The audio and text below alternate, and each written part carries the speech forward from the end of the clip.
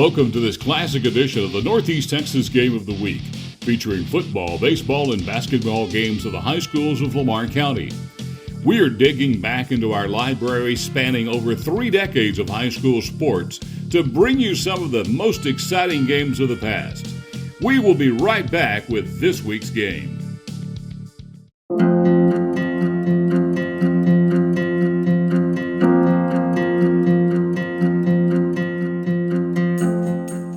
The Lord is my shepherd, I shall not want. He makes me lie down in green pastures. He leads me beside still water. He restores my soul.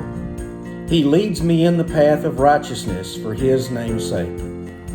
Even though I walk through the valley of the shadow of death, I will fear no evil, for you are with me. Your rod and your staff, they comfort me. You prepare a table before me in the presence of my enemies. You anoint my head with oil, my cup overflows. Surely goodness and mercy shall follow me all the days of my life. And I will dwell in the house of the Lord forever.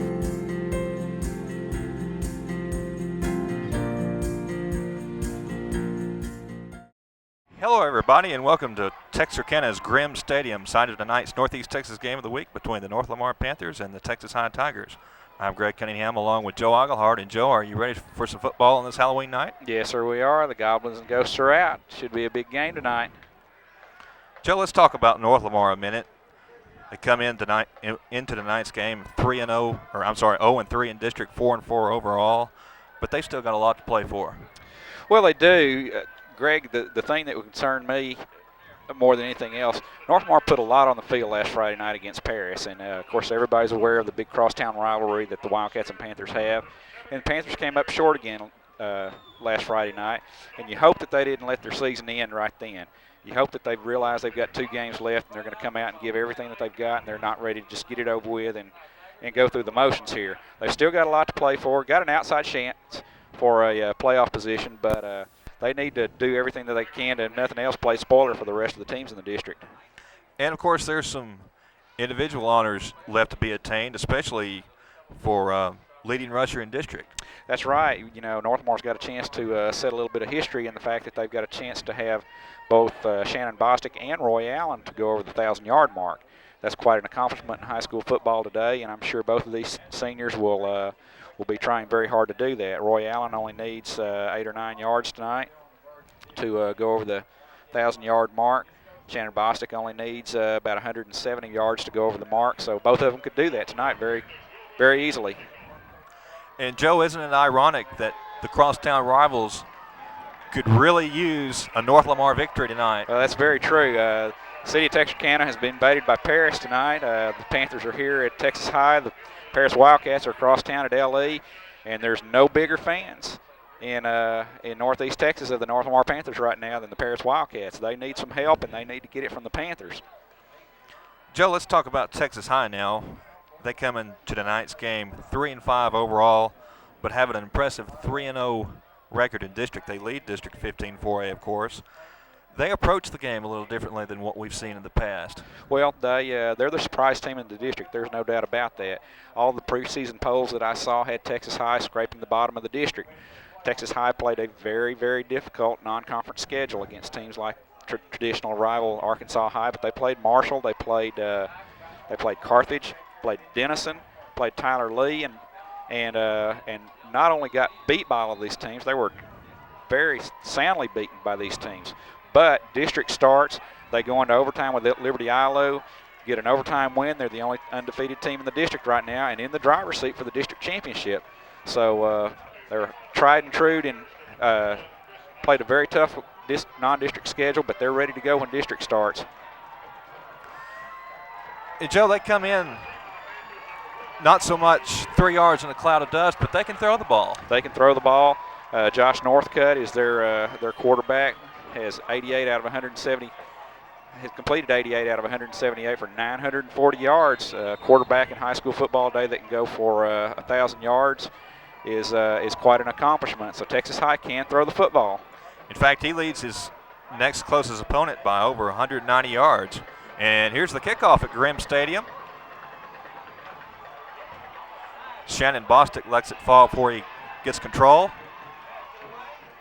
Breaks some tackles, but is finally going to be down at about the 15-yard line where Scott Moffitt and company will start off. Well, Shannon did a good job. He turned around after he picked up the ball and had a solid wall of orange in front of him. He was able to get a good 3 or 4 yards on that, and that's quite an accomplishment considering the coverage that Tigers had on the play that time. Of course, if you've been watching our broadcast of North Lamar games this season, you'll know to look for number 34, Shannon Bostic, as well as number 20, Roy Allen.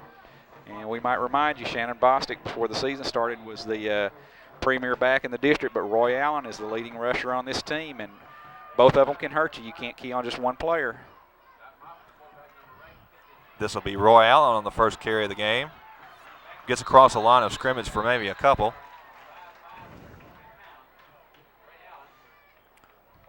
Joe, that preseason schedule for Texas High would build character on any team, looked to me like.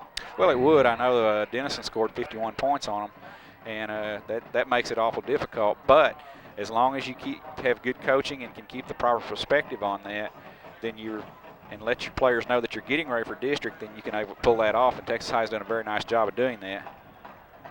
2nd and 7. Allen credited with 3 on first down. Bostic gets stopped for a loss. Number 30 and number 60 for Texas High, Jeremy Davis and Keon Griffey make the stop. We might point out that the Paris Wildcats, as we said earlier, they need help from the Panthers tonight.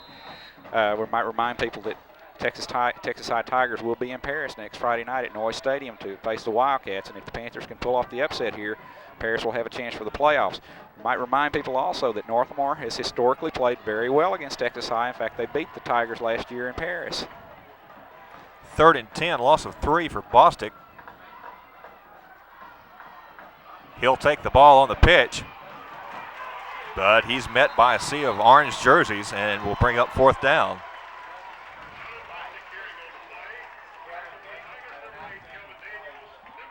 Greg, that was not a good series at all for the Panthers' offensive line. They were thoroughly dominated on that series, and for the Panthers to have a chance tonight, that offensive line has to take control of the line of scrimmage so that the Panthers can get their rushing game going.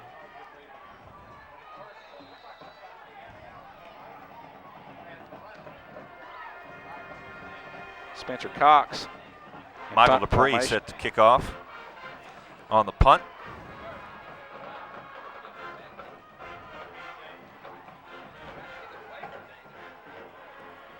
Paul Davis, number 13, watches it bounce to about the 42-yard line where it will be down by North Lamar, and that's where the Texas High Tigers will start off. Northcutt is number 12. He's a junior. Is the starting quarterback.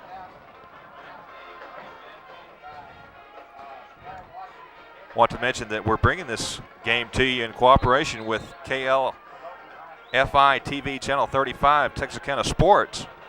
They've been very cooperative in helping put on this broadcast tonight. I want to thank them. Passing formation with 2 wideouts up to the far side, as you would expect with this passing offense. But they'll run it on first down. Little gain there for number 32. Great job by the Panther defense that time, led by Mr. Dangerfield. Kevin Fagan was the ball carrier that time. Tigers actually lose a half yard. So North Lamar defense comes out and has a good play on their first possession.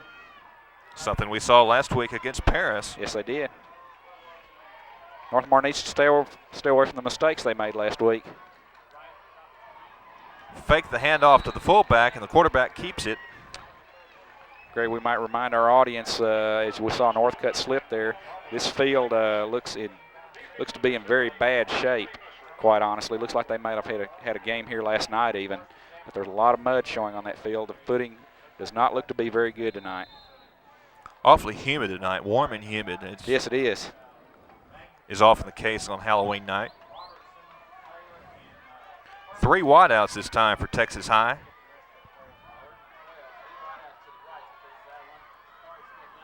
Pitch to the halfback, and he'll be stopped. Good pursuit that time. Number 2, number 70, number 66. Nice job by the Panthers' leading tackler, Chris Ross, that time. Good pursuit. Just a fine job by the Panther defense that time setting up this punt. Doyle Scott, Jason Dangerfield also in the area.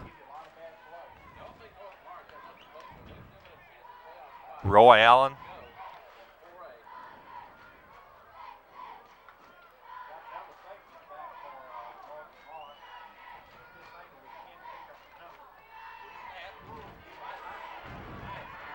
Fair catch is called for by number 2. Doyle Scott. 3 and out for Texas High.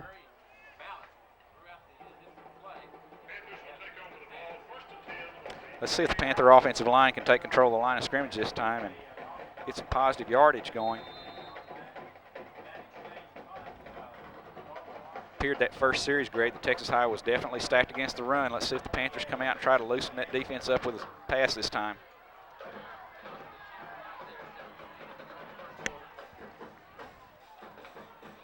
Roy Allen in motion, and the handoff is to Bostic. Stopped behind the line of scrimmage by number 50 of Texas High, along with number 40. To Corey Pree. Jacob Wheeler also there. Loss of 1. Greg, there's just been nothing in that middle of that defensive line for the Panthers. I believe they're going to have to put it in the air to try to soften this up some.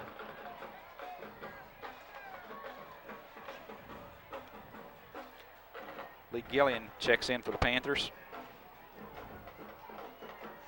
So far, by my totals, and these won't last long because I'm not a very good stat man, Joe, but so far, Shannon Bostic 3 carries for -5. And Roy Allen takes the pitch, gets across the 40-yard line. Greg, it was just an outstanding job by Roy Allen even getting his hands on that pitch. Moffitt got the ball just a little bit too far out in front of him. Fortunately, Roy was able to get that left hand out there and bring the ball in before it went off his fingertips. But good positive yardage for the Panthers. Going to set up about a 3rd and 6 here. Gain of 5 for Allen. 2 carries for 8 yards so far.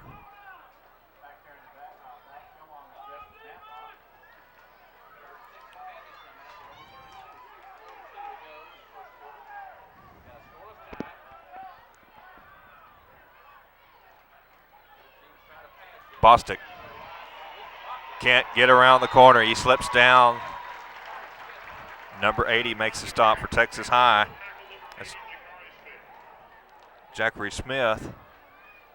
Loss of 2 for Bostic brings up 4th down. Once again, Greg, we see the treacherous footing as Bostic slipped on that play.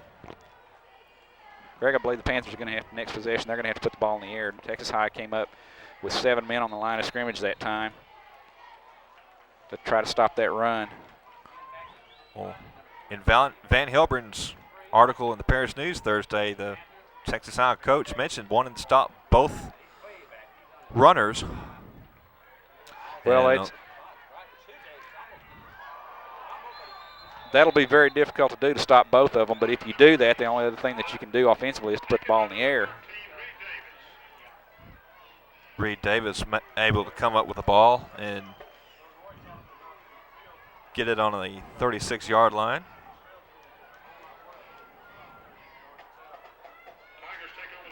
Greg, this field, as we said earlier, is in pretty bad shape, and it's not going to do anything but get worse as we go on tonight.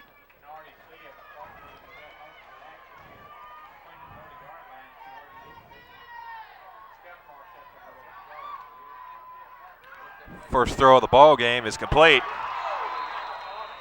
Oh, he dropped it. Had it and dropped it. Jacari Smith, intended receiver. Looked like he started running with it before he had possession of it. So once again, Texas High is faced with 2nd and long.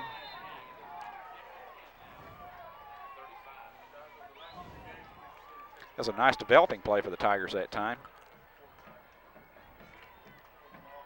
Just like they drew it up. except for the drop.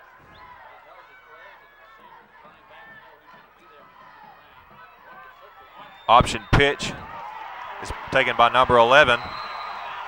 And he gets to midfield before he's out of bounds. That's number 11, Square Watson.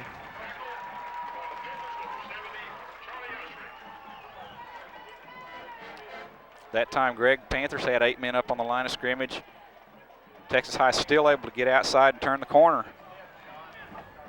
That a 15-yard gain for Watson? Yes. Greg, the one thing the Panther defense has to do, they have to keep containment, keep those backs inside so they can get help defensively. 2 receivers to the far side on the first down. And that's where the quarterback will throw. Pass is complete to number 41. That's Nathaniel Fesher.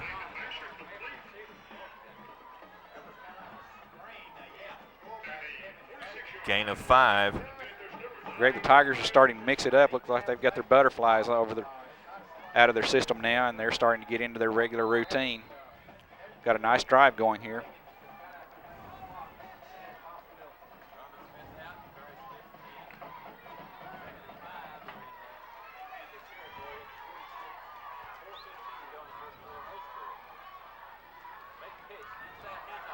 Number 32 takes the ball and drops it. But recovers on the 40-yard line. That's Kevin Fagan. He's going to be very near a first down, Greg.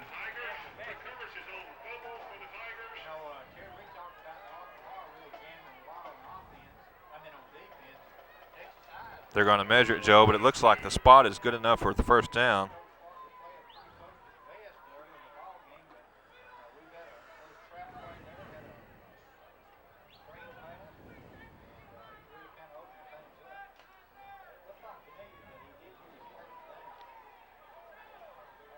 Greg, looks like a very sparse crowd here at Graham Stadium tonight. People out trick-or-treating at various festivals. First down it is.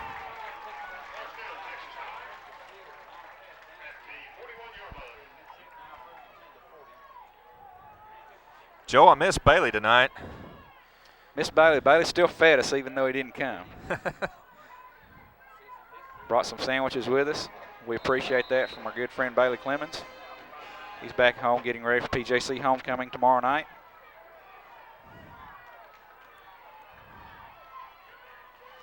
Fake handoff, and he's going long. Overthrows in his intended receiver, Nathaniel Vasher.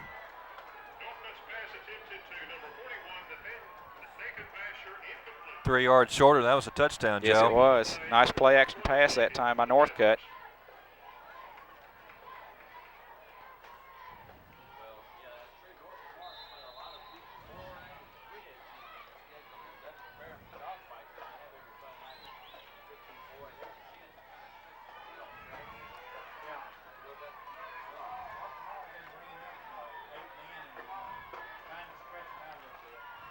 Second and 10. Quarterback's in trouble, but he eludes the rush, and the pass is intercepted. No.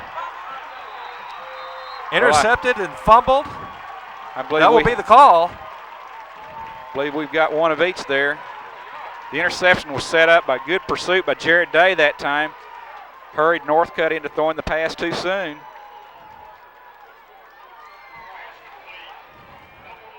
You see the replay, Joe. Pass was intercepted by number 13, Brandon Glass, who was promptly hit hard and put the ball on the ground and fumbled and turned it right back over. So if you're keeping score, chalk up one turnover for each team. Now, Greg, the third marker over there says third down. Technically, I believe that should be first down because there was a change of possession, and they're moving it now.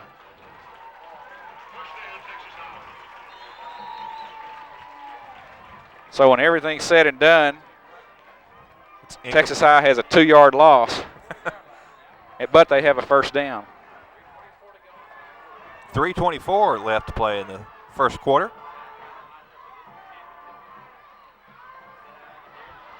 Hand off to number 80. J.K. Smith.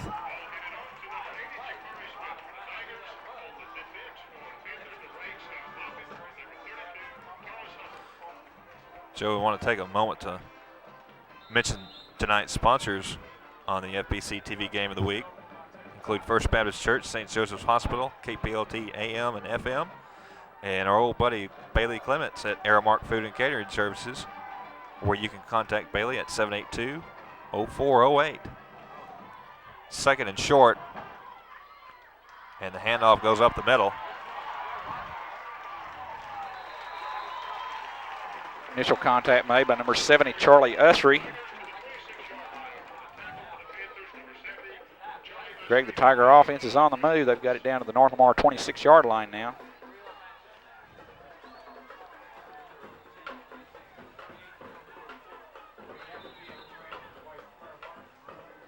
Gain of 12 for Watson. 2 carries, 27 yards, not bad.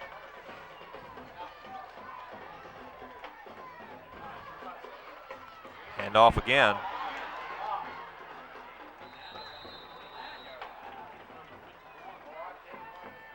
Greg, that play was set up by a great block for the Tigers by number 51, Kelly Buford.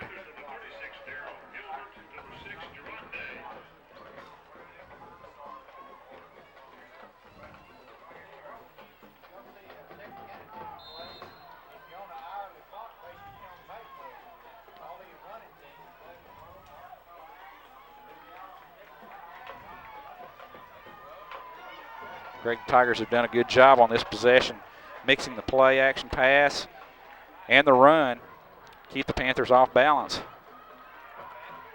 Pass is complete. Reed Davis was given a lot of cushion that time. He took advantage of it also. Northcutt has a very strong arm. It's going to set the Tigers up. First down inside the 14-yard line. Panther defense needs to stiffen here.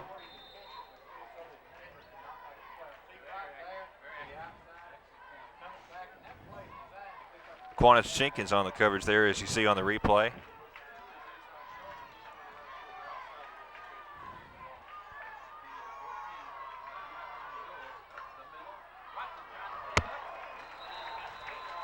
Watson's tripped up. Touchdown saving tackle by number 13, Brandon Glass.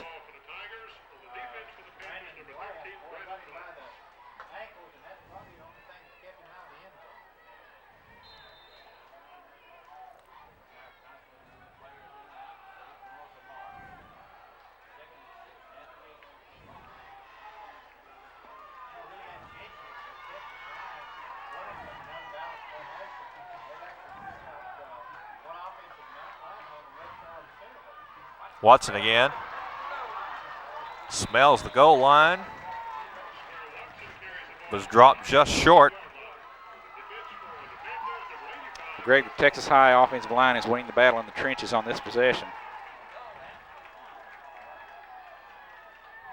And one of the reasons they're able to do that is they've come out and mixed it up quite a bit this possession, which is something that I think the Panthers are going to have to do next time they get the ball.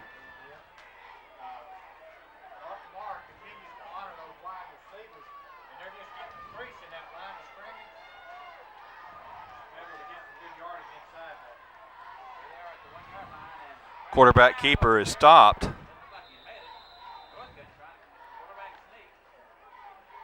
Good defensive surge by the Panther defensive line that time, led by Jason Dangerfield. This will probably be the last play of the quarter as Northcutt walks over to the sideline. Only 5 seconds left.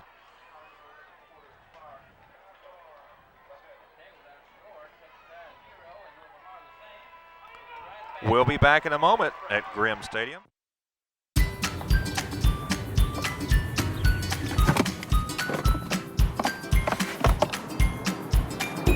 Oh, it's going to be great. I think it goes around. Let's go. We got to get you in practice. And it's set.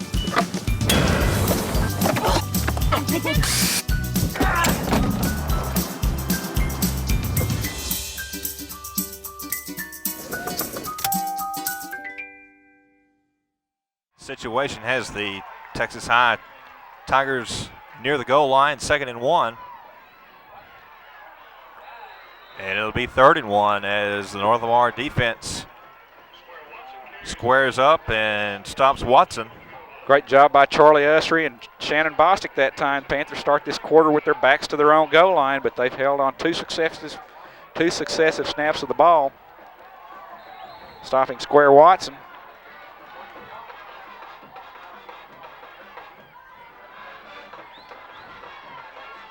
Two wideouts to the far side this time for Texas High. Texas High tries to stretch the defense out a little bit more this time.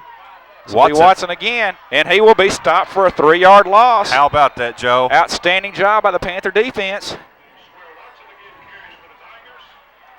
Well, now if you're Texas High, Greg, what do? You're 5 yards away from the goal line now. After 3 successive attempts with no gain, do you kick the field goal or do you go for it? I would probably kick the field goal this early in the game. I believe I would, as well as their offensive line has moved the ball on this possession. Go ahead and reward your kids with points. Put the points on the board. Chris Spicer is the kicker, but it appears that Texas High will go for it on 4th down. This is a golden opportunity for the Panther defense here.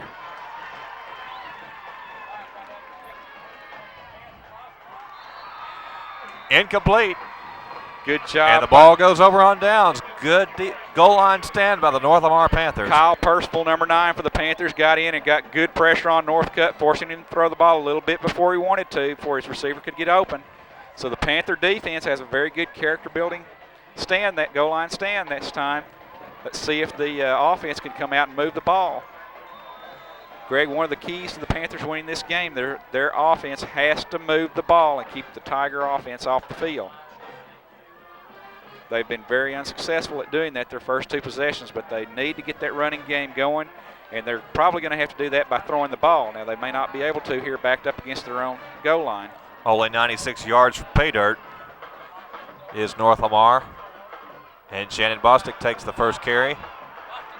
Bottled up for a loss.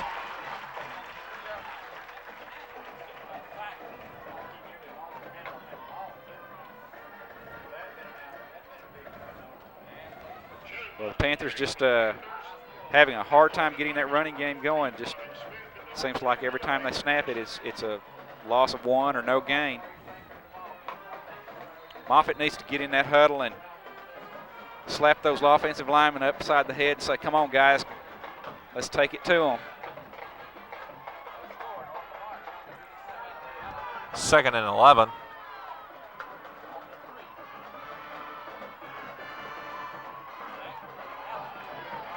Allen. Joe, it appeared for a moment that Allen about lost control. He got hit on the ball. Nearly lost the football.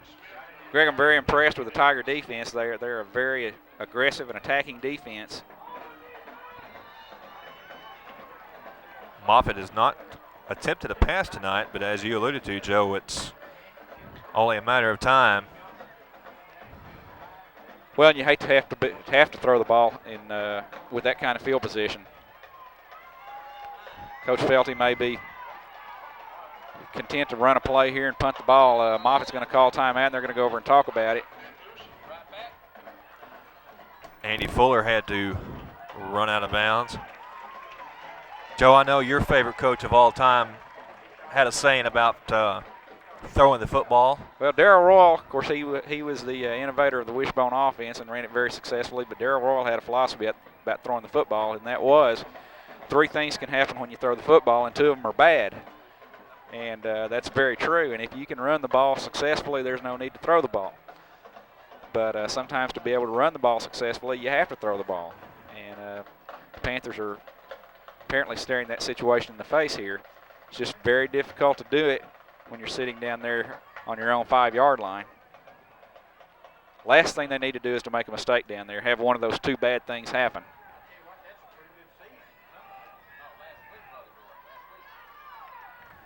I saw one time, Greg, at a Texas OU game, I saw Barry Switzer do a quick kick on 3rd down from that same position, and one of those that landed on the end of the ball and rolled about 80 yards and just took the all the steam that the Texas defense had out. Wasn't it Randall Cunningham a few years ago that did that in the Yes, playoff game against the Cowboys? Sure did. 3rd and 9. Let's see what the Panthers can do. Bostic? No, that's Allen. Run the cutback play, and it's a yard loss.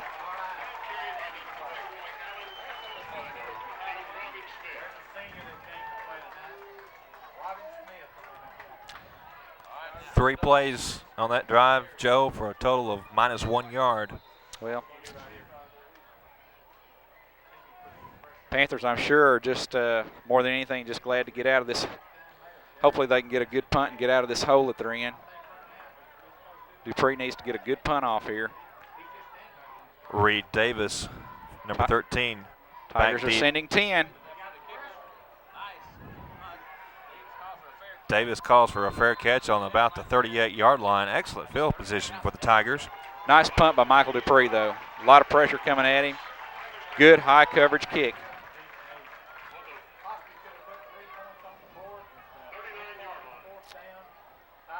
Greg, with this wet field, it sure would be nice for the Panthers to get a turnover here.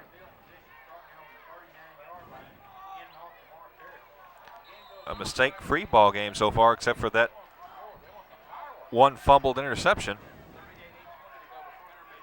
Well, the Panthers haven't been making the penalties that they did last week, and that's helped quite a bit. Play action. Northcutt gets it away. Good-looking rollout pass to number 80, Checkauer Smith. Gets it to the 35. Northcutt did a good job that time of finding his receiver, Jakari Smith, with good pressure from Kyle Percival that time. Kyle kind of grabbed a jersey and planted Mr. Northcutt on about the 45-yard line, but he bounces right back up. –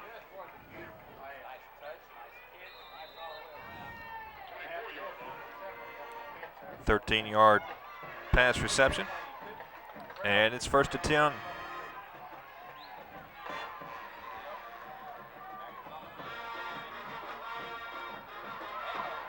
Hand off to the fullback. That's Fagan.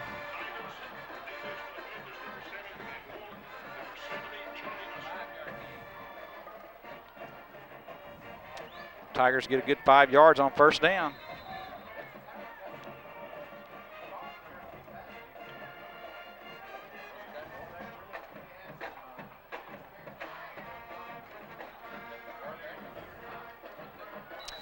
Greg, Panthers going to call timeout and go over and talk about this defensively.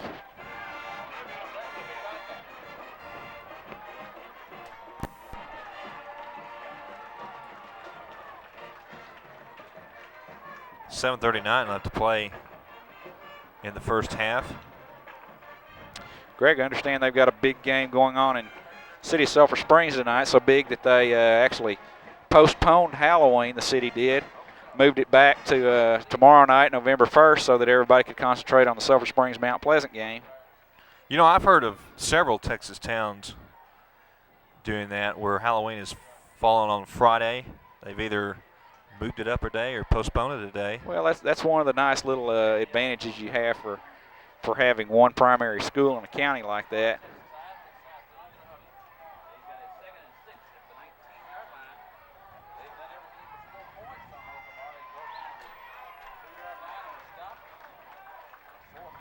Of course, there may not be very many people in Paris tonight to do much of anything. All of them may be over here at the 2 football games.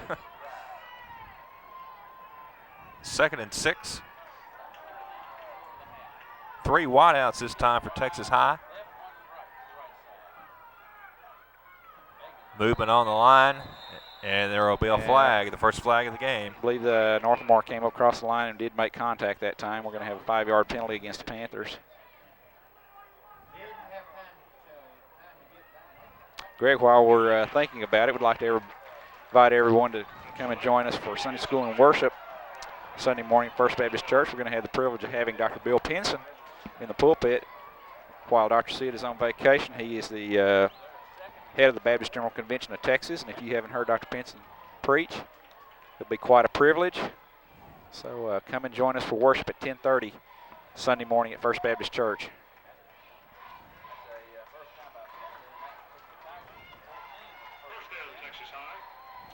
Penalty brings up first down for the Tigers on the North Lamar 14-yard line. Single setback, 3 wideouts. Pass is incomplete and almost intercepted. Number 13, Brandon Glass, nearly had his second one of the night. Ill-advised pass by Northcutt that time.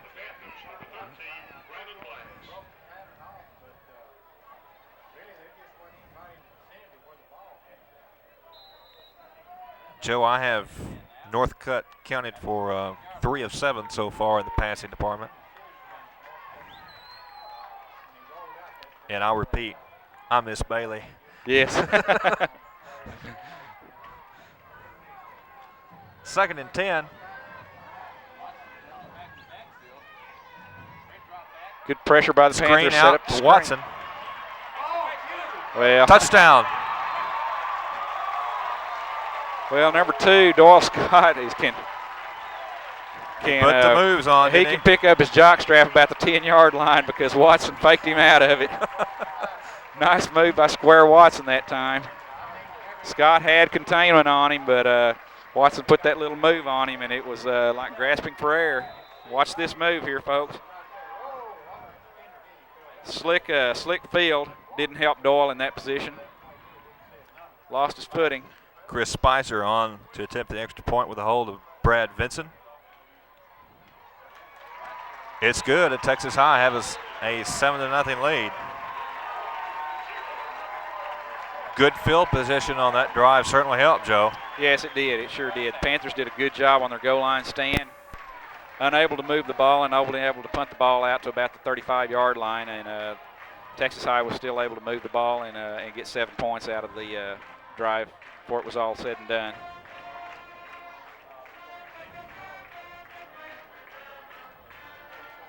Greg, hopefully the Panthers will come out this time and get some good field position. Be nice to get the ball in the hands of Roy Allen on this kickoff. I'm sure Texas High has watched their film and realized how dangerous Roy is, and will probably try to keep it away from him. But hopefully the Panthers come out with good field position and will be in a position where they can throw the football this time. And as we've seen with games that we've done on North Lamar, Allen has the explosiveness to make the big play. Well, he does. He's done it several times this year. And, you know, sometimes when your offense is sputtering, special teams are the ones that have to pick you up. I see North Lamar has moved Roy up to the 20-yard line this time and got Bostic and Hubbard back deep this time. But they do keep it away from Roy Allen.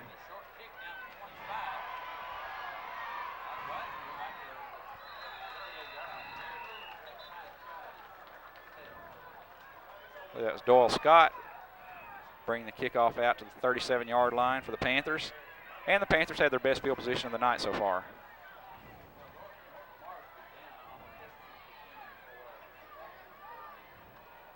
Gets it to about the 38.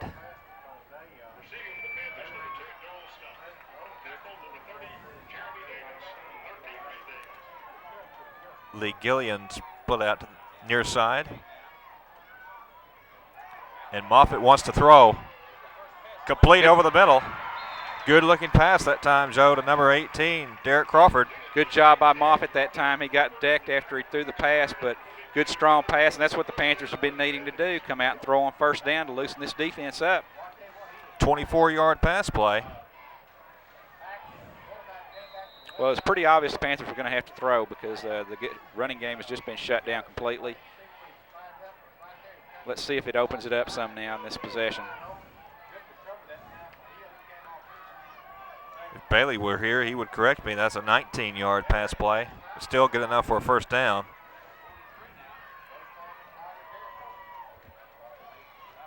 Moffitt fakes the handoff and throws again. Almost intercepted. Well, ill-advised pass that time by Moffitt. Threw it right into the teeth of that zone defense. I believe that was number 80, wasn't it, Joe? Yes, it was. J.R. Smith.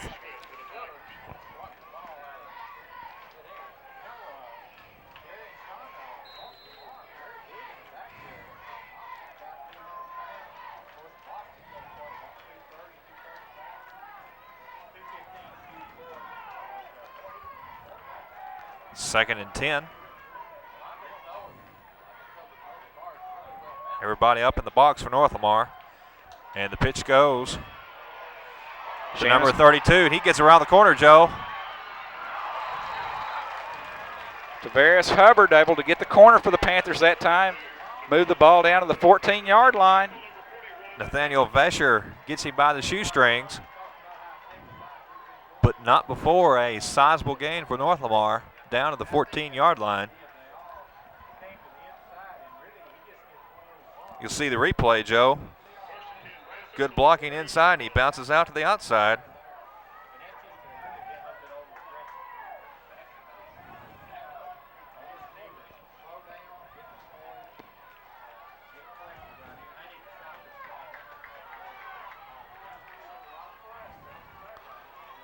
Is that 29 yards, Joe?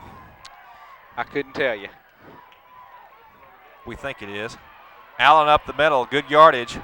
Well, Greg, as you can see, that time big hole. Texas High has been bringing 8 men up on the line of scrimmage. They dropped back and only had 6 or 7 that time.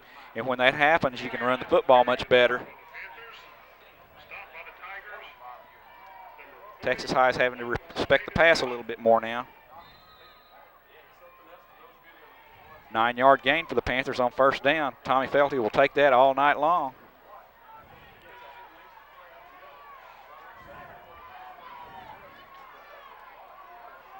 North Lamar threatening. And Moffitt will use the Panthers' final timeout of the first half here.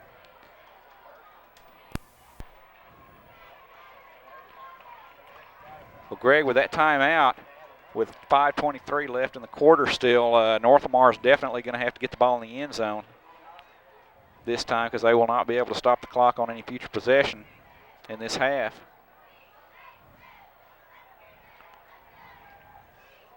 Well, Joe, you were exactly right about the need for North Lamar to open it up in the air. First couple of series, you had -3, -1, -1, -2, -1. Just goes on down the line. Just very. Well, Texas High basically was just daring North Lamar to throw the ball. And they were totally committed to stopping Allen and Bostic. And when that happens, you've got to put it up. And North Lamar has done a fairly good job all year of throwing the football. They can't hurt you through the air. Moffitt tonight, 50% for 19 yards.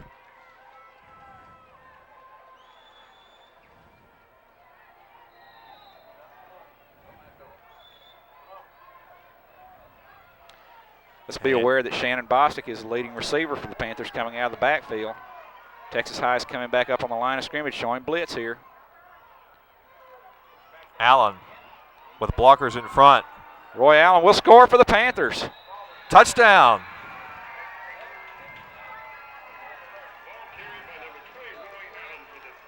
Good job by the Panther offense that time, mixing their plays up. The 2 passes that they tried to open the running game up forced the Tigers to respect their passing game, and the Panthers are on the board with an opportunity to tie here. Just got on the belt loop of number 65, Joe Langford. North Lamar offensive line has done a good job all year. Spencer Cox, good with the conversion, and we have a tie ball game here on Halloween night in Texarkana, folks.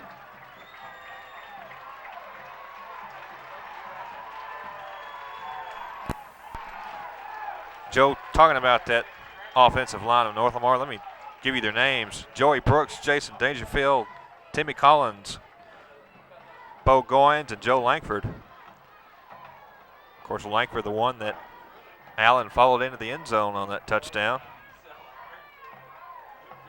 Well, what the Panthers have to do now, their defense has to step up and stop Texas High. Tigers have won the battle in the trenches the last 2 possessions that they've had the ball.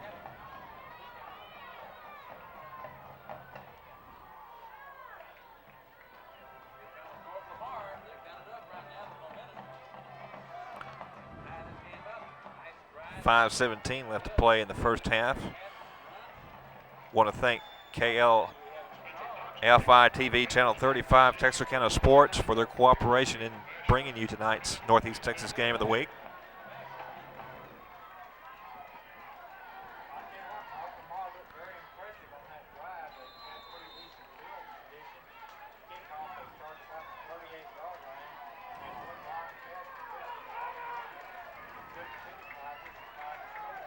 Spencer Cox set to kick it away.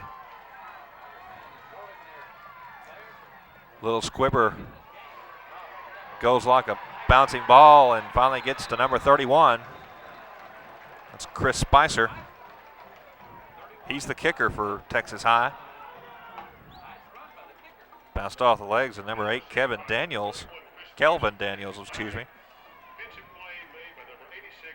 Greg, we talked earlier in the game that North Lamar has traditionally matched up well with Texas High.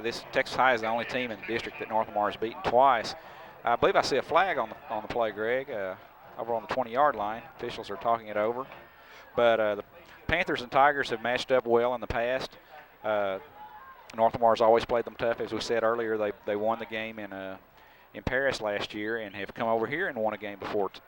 So North Lamar's hoping that they can pull off win number 3 here in the series with the Tigers tonight. This is going to be a penalty against the Tigers.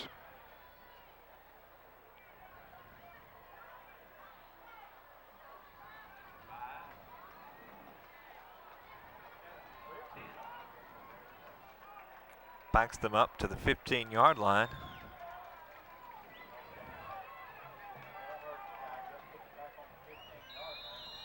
Clipping penalty on the Tigers. 5:10 left in the first half.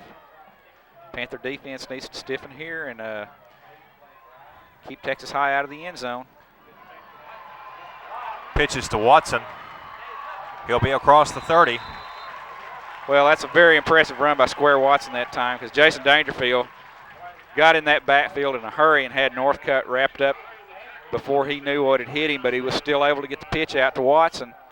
Gain about 17 yards on the play.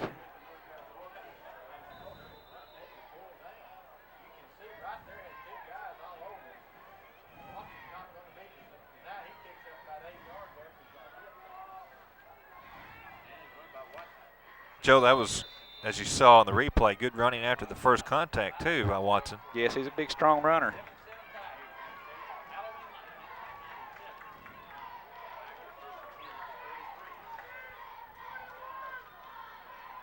Watson again. Blockers in front. Well, good yardage again. Near a first down. Well, Greg, Texas High offensive line is just manhandling Panthers defense right now. Shannon Bostic checks in, try to add a little bit more beef to that line.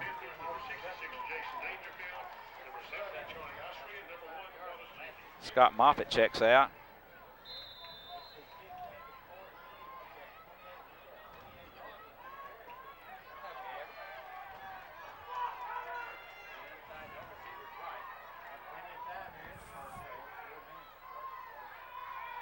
Play action. Northcutt eludes the rush and throws incomplete. Good pressure by Charlie Usry. Kyle Percival that time forcing Northcutt out of the pocket. Joe, you talk about that Texas High offensive line. Across that line, they're weigh 220, 208. 191, and on the left side, 236 and 276. So some good-sized men. Well, big break for the Panthers that time. Across there. Sets up Texas High in 2nd and 10 here. Hand off to Watson on the left side. There where the bigger linemen are. Well, Greg, if you'll notice how deep they're lining Watson up in the backfield, he's lining up a good 5 or 6 yards, even 7 yards maybe in the backfield. So he's got a full head of steam up by the time he hits that line of scrimmage. Actually, in that case, it looked like he gained 5 or 6 yards and he was only held to a couple. 3 wideouts on 3rd and 8. Northcutt Screen to the fullback. That's Fagan. But it'll be a net loss. Big Jack Taylor, number 73 for the Panthers, smelled that one out and was able to be down the line of scrimmage to throw a wrench in that plan for the Tigers. Good job by the Panther defense. They're going to get the ball back with a little less than 3 minutes left.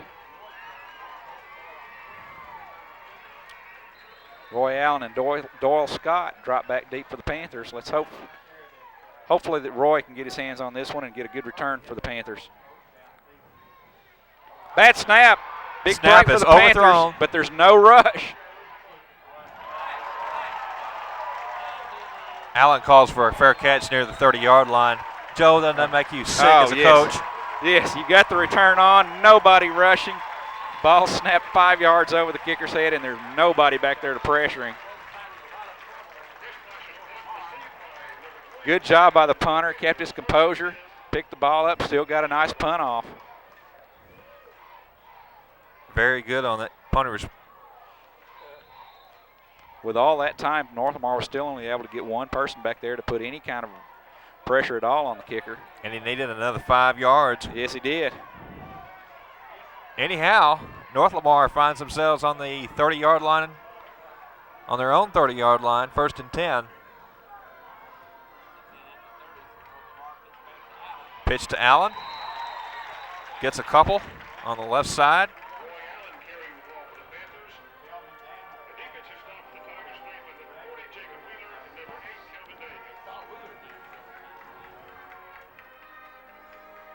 .240 left to play in the half. Andy Fuller brings in the play for North Lamar. There you see him, number 5. Number 9, Kyle Percival checks out. Brandon Dennison split out to the near side.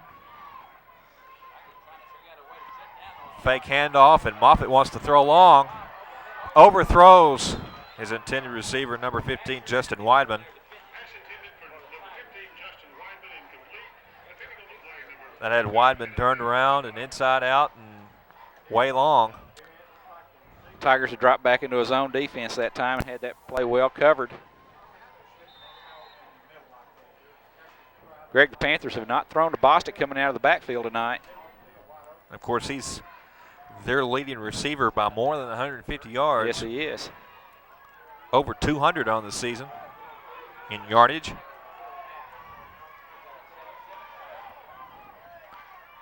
Two wideouts to the far side for North Lamar. Bostic in motion and a flag on the play. We're going to have a delay of game penalty here on the Panthers. Back them up 5. Brings up 3rd and 12. And that's got to drive a coach crazy. We might add that there are play clocks here at Graham Stadium in Texarkana, so the quarterback does have a good view of the play clock to know how it's counting down. Joe, that play clock had a little bit to do with some of the penalties last week. It appeared at the North Lamar Paris game with Chris Smith of Paris not used to the play clock in his home stadium. Right. Paris had a couple of delay of game penalties.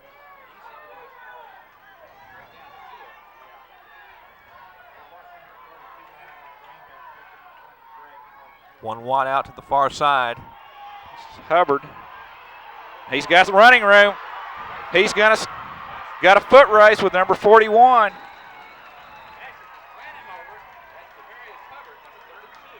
Moffitt was his leading blocker there, Joe. Well, Nathaniel Basher finally brings him out of bounds. Outstanding run by Hubbard. He lost the foot race with Basher, but we'll take that yardage anytime. Panthers have 1:37 left. We might add they're 31 yards away from the end zone, but they have no timeouts left.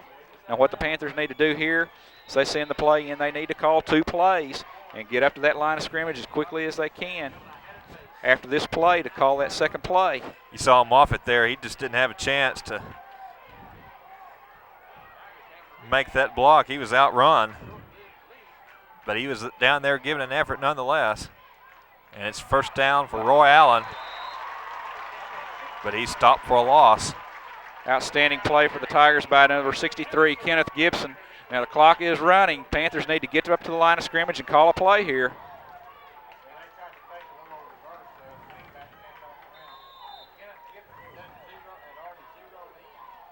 Clock is down to 1:14.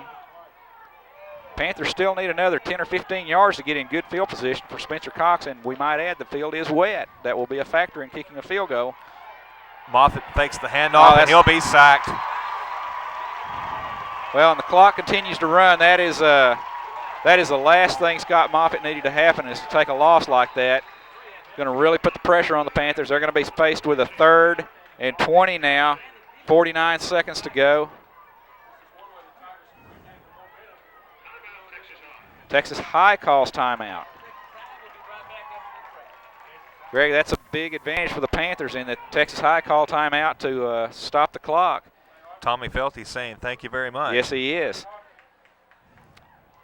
In this situation, Greg,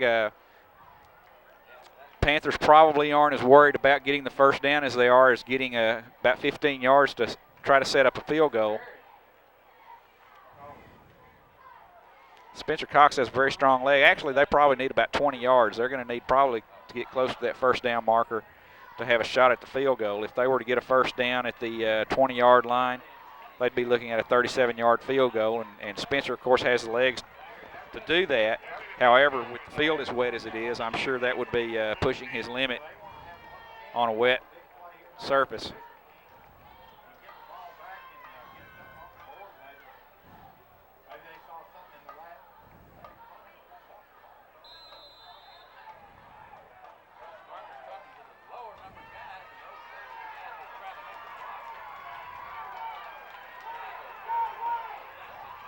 Greg, the official started the clock. Panthers were up the line of scrimmage. They should have snapped it and run it.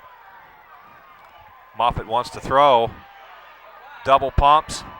Throws right into the pass is intercepted. Teeth of the zone defense.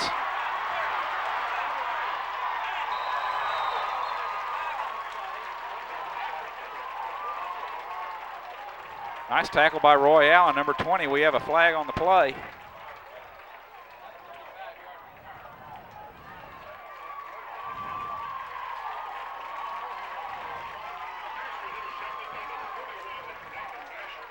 Joe, I think I've just felt the momentum shift before the halftime. Well, the sack for North Lamar really took the steam out of them. Last thing Moffitt needs to do in that position is to take a sack, throw the ball away or something.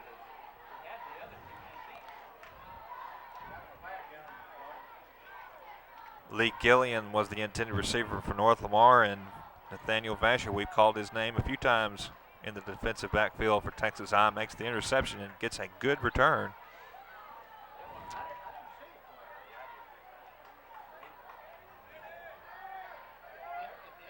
Texas High is going to have possession here with 37 seconds left on the clock. However, they're going to be faced with a penalty, looks like here.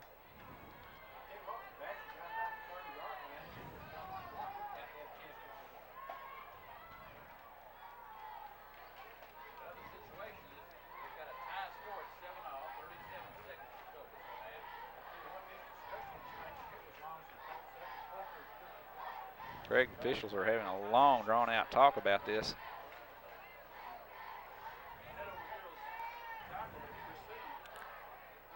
Okay, guys, you've decided where you're going to go out to eat after the game. Now, what are we going to do about getting this ball game started again? They're going to wave it off after all of that. Well, Joe, it's good that it took some more time, but they did make the effort to get the call right. Yeah, I mean, they did. Coach Felty wants an explanation. He's getting it now. They did make that effort. Panthers drop Scott Moffitt back. Good 15 yards deep to guard against the long pass here.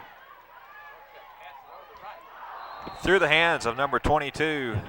That's Edward Singleton.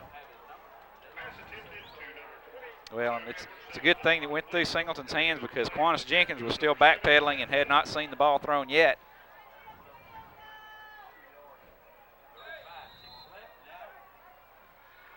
.35 seconds left to play in the half.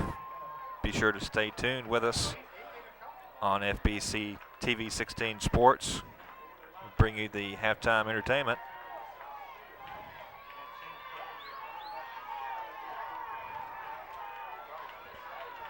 Three wideouts this time for Texas High. Same play, same result, different receiver, Jakari Smith. Jakari Smith ran a quick end pattern that time. Just unable to handle the football that time. Clock is only ticked down to 32 seconds. Brings up 3rd and 10. Tigers are obviously trying to hit a quick pass and let their receivers use their running ability to advance the ball down the field. Going to the outside, of course, to try to get out of bounds.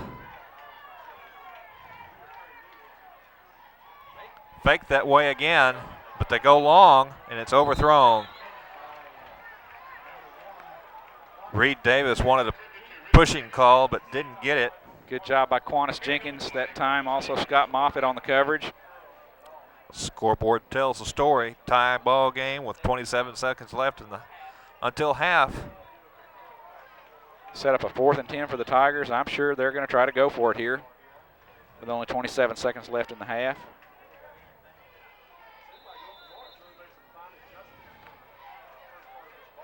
There's some of the Halloween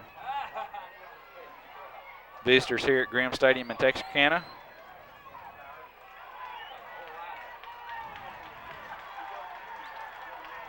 Fourth and 10. Tigers go for it. Northcutt back. Pass is complete for a first down, and he gets out of bounds, Joe. That's Reed Davis. Reed Davis ran a nice pattern. Quantus Jenkins may have given him just a little bit too much room that time, but the Tigers were able to not only get the first down, they were able to stop the clock. Ball is at the 41-yard line.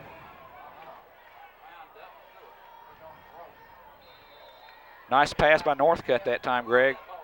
Threw it on the line. What a dart. Yes, it was. What a dart. Northcutt again. Goes long. Has the man complete. First and goal. Well, Cardinal sent by Quantus Jenkins that time. He let his receiver get behind him, and Scott Moffitt, playing safety, was forced to come over and make the play.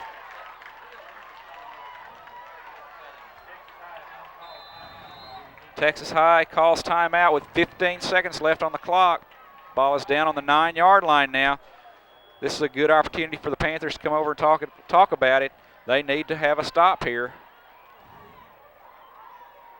Greg, Texas High will have one more timeout. So they could take a couple of shots at the end zone here, especially with that strong arm of Northcutt.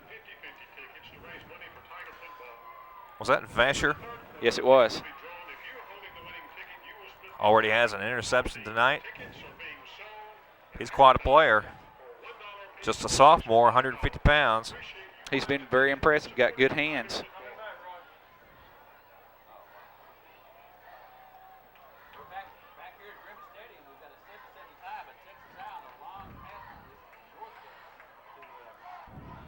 There you see North Lamar huddling up. Their backs are to the goal line now.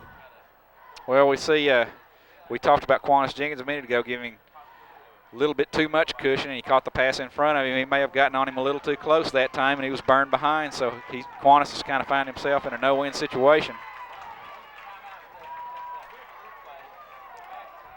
What a beautiful pass there, Joe. Scott Moffitt there with him, but not before a 35-yard gain with 15 seconds left. The Tigers are on the move. Handoff to the fullback and touchdown for Texas High. That's Fagan, the fullback. Well, that was just a beautiful drive by the Tigers that time. They go what, 60, 70 yards? Was it that far? It might not have been that far, but they covered a lot of ground in just 30-something seconds. Two beautiful passes by Northcutt, and then they come back and hit Kevin Fagan with a quick opener up the middle. And you can do that down there that close to the goal line when you have a timeout left. Spicer with a hold of Fenson. Blocked. Spicer does a good.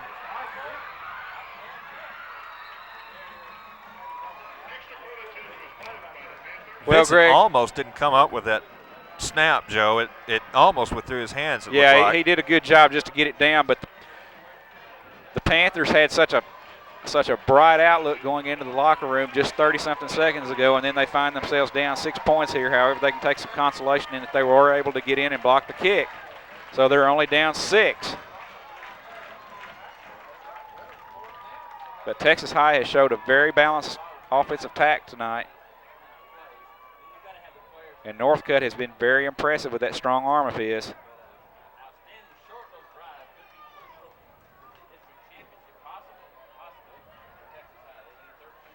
$12 seconds left for North Lamar to put something on the board before halftime. You'll see number 20, Roy Allen, playing center field on the 20-yard line. Well, Greg, I wish they could hide Roy Allen somewhere and get him the ball. North Lamar may have a play set up where they can run something by putting Allen in the center of the field. Haven't seen them do it. I don't know if they do or not, but that's the first time I've seen Roy Allen set up on the 20-yard line on a kick return. And Tigers have the ball set up, laying on the tee on its side, so they're not going to kick it deep, obviously. They're going to kick it short and squib it.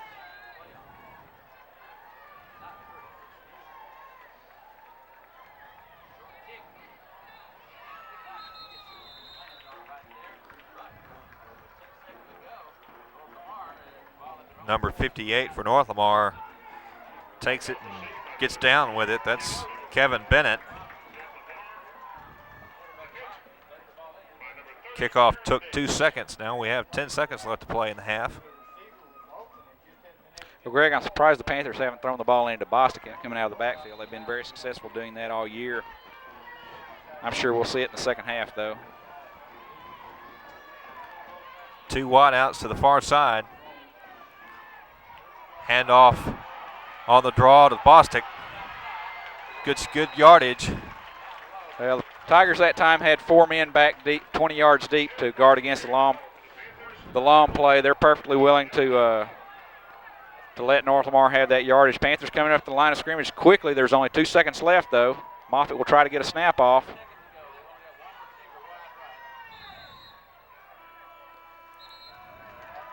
Moffitt spiked the ball, but not before the half ends.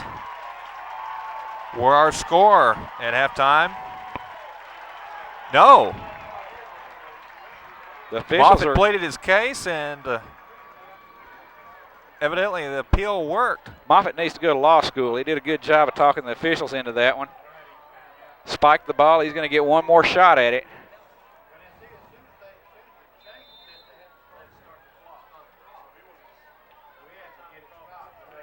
And in Moffitt's defense, he had a valid case. He did snap the ball just as soon as the official whistled the clock to start. With 2 seconds left, he got his time back. 2 wide outs to the near side. Bostic in motion, and the draw to Allen. Allen has room in front of him, but he'll be brought down, and that's the end of the first half, where the Texas High Tigers lead the North Lamar Panthers 13-7.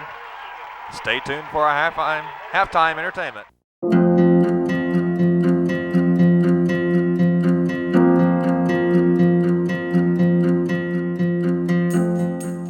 The Lord is my shepherd, I shall not want. He makes me lie down in green pastures. He leads me beside still water. He restores my soul. He leads me in the path of righteousness for his name's sake. Even though I walk through the valley of the shadow of death, I will fear no evil, for you are with me. Your rod and your staff, they comfort me. You prepare a table before me in the presence of my enemies. You anoint my head with oil, my cup overflows. Surely goodness and mercy shall follow me all the days of my life. And I will dwell in the house of the Lord forever.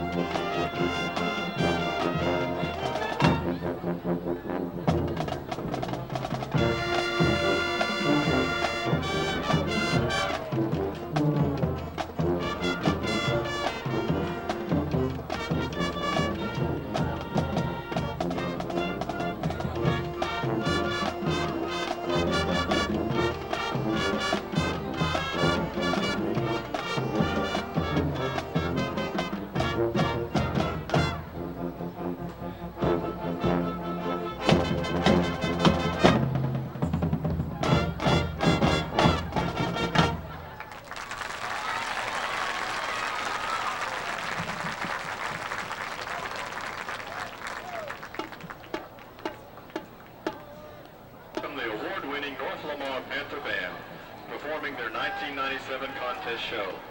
Congratulations to Bandsmen of the Week, Stephanie Allman and Adam Jones. Drum majors, Jennifer Pitcock and Nate Logie. Is the band ready?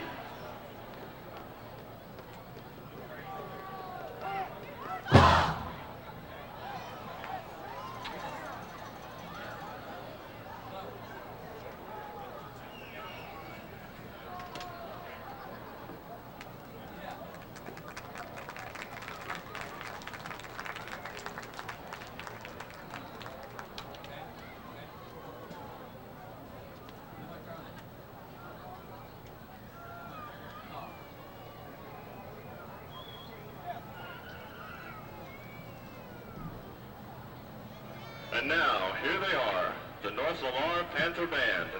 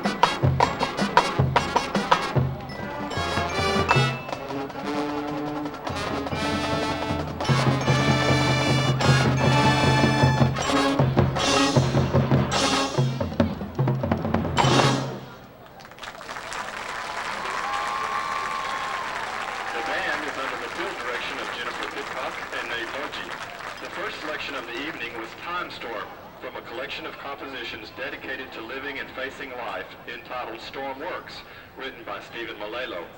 This selection featured a timpani solo by Stephanie Edwards. Continuing from Storm Works, the next selection is Before the Storm, described by the composer as the eye of the Storm Works trilogy. It features a French horn solo by Wendy Pitcock and a dance solo by Jennifer Fugit. And the final selection is Into the Storm, composed to applaud heroic individuals who brave the storms of life every day.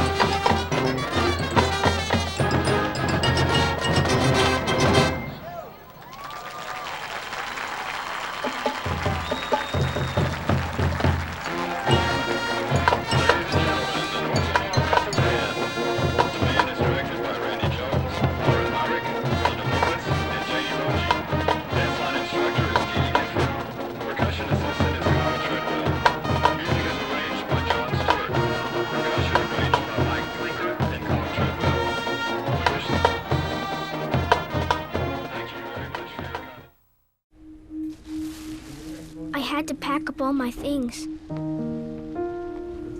I had to leave my home.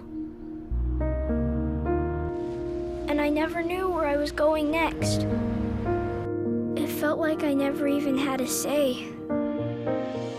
But then you came along. Change a child's story. There's a child in foster care waiting for a volunteer like you. Learn how you can help at casaforchildren.org. Welcome back to Primm Stadium in Texarkana, where our third quarter begins. The contest between Texas High and North Lamar. As you see, Texas High has the lead 13-7. We just kicked off before we went on the air, and the ball went out of bounds, so North Lamar will have to re-kick. I'm Greg Cunningham along with Joe Eigelhart. Well, Greg, starting the second half here, the Panthers are going to be on the defensive side of the ball to start with. They must establish that they can control the line of scrimmage and get the ball back. They can't afford to get down 2 scores here to this Texas High offense. Spencer Cox will kick it away, number 4.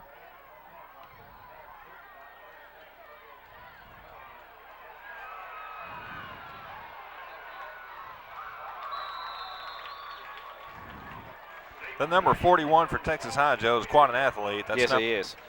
That's Nathaniel Vasher. He's just a junior.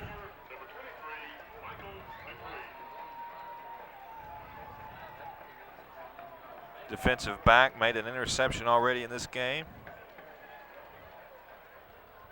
Well, had a good return that set up a Texas High touchdown. Yes, it did. Let's see what kind of adjustments North Lamar has made.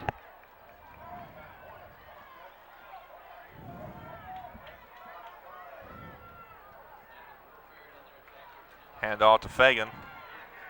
That's number 32, Kevin Fagan. Fagan's the man who scored the go-ahead touchdown right before the half.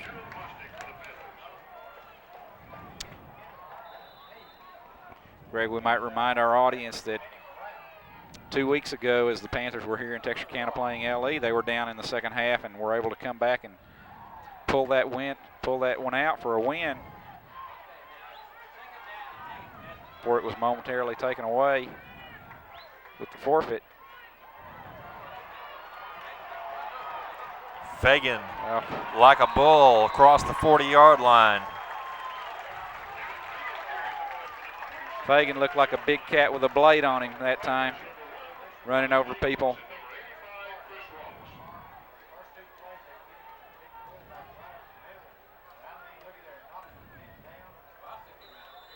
Well, you get a big kid like Fagan running hard like that, you can't hit him high. You got to get down there and cut those legs out from under him.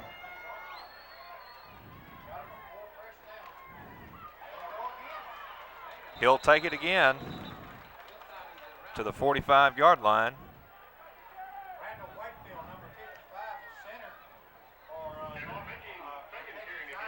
Chris Ross in the area to help with the stop after a gain of 4. 3 carries for 16 yards so far for Fagan in this half. And the ball is on the 46. One more time, we'll try it. Another first down for Fagan. Well, if it's working, keep riding that horse till he won't go anymore. And Fagan's doing the load of the work here for the Tigers. He's got 4 carries for 2 first downs here so far for the Tigers. Another 7 yards and a first down for Fagan.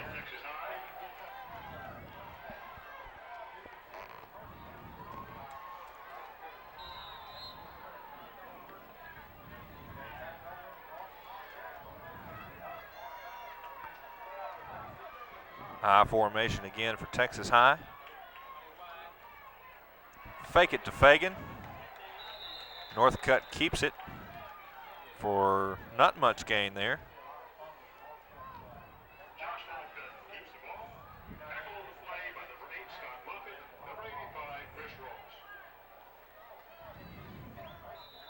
Going to set the Tigers up in a 2nd and 10 here. See if they come out throwing now. Northcutt very impressive in the first half. Yes, he was. Pitch to Watson. He'll get across the 45-yard line. He was the leading rusher in the first half for the Tigers.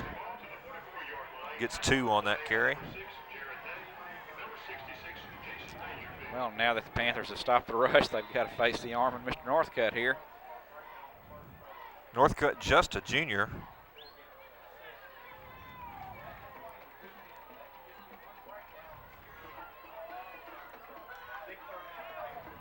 Third and 7.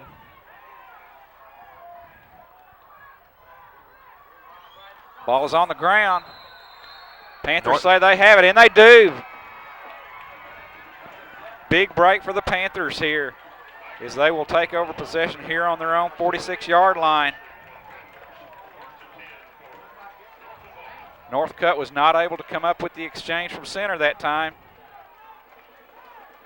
And the Panthers will take over with the turnover.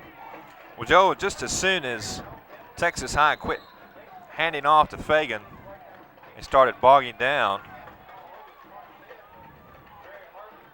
Yeah, it was working very well with Fagan. Ball on the 46 for North Lamar. This is Shannon Bostic. Gets to near midfield. Greg, I was talking to one of the Texas High people before the game tonight, and they said, how long has Bostic been here? Seems like I've been seeing him forever. And this is his 3rd time to play against the Tigers. Last year, he ran for nearly 200 yards in the game against the Tigers in Paris. Percival checks in for Hubbard on 2nd and 6. Bostic is over 3,000 yards rushing for his career now. He'll take the pitch. Lowers his head and punishes defenders to near a first down. He's very close to a first down.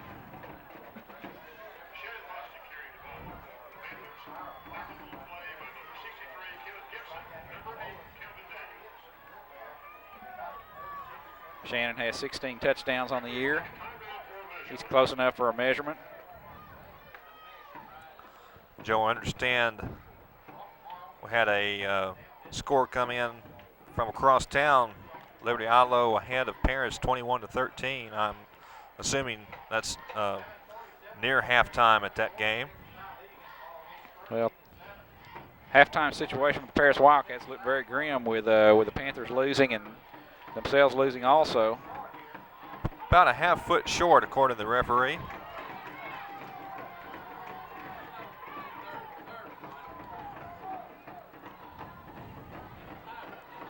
According to your statistics, Greg, Roy Allen did go over the 1,000-yard mark in the first half for the season.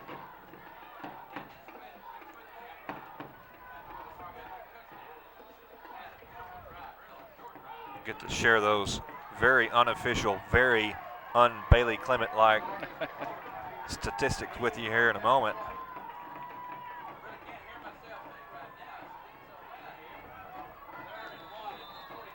Third and short. I believe I'd give it to Shannon in this situation. Absolutely. Now Moffitt will keep it, and he will have the first down for the Panthers. And as you like to say, Joe, that's why we're in the booth. Yep.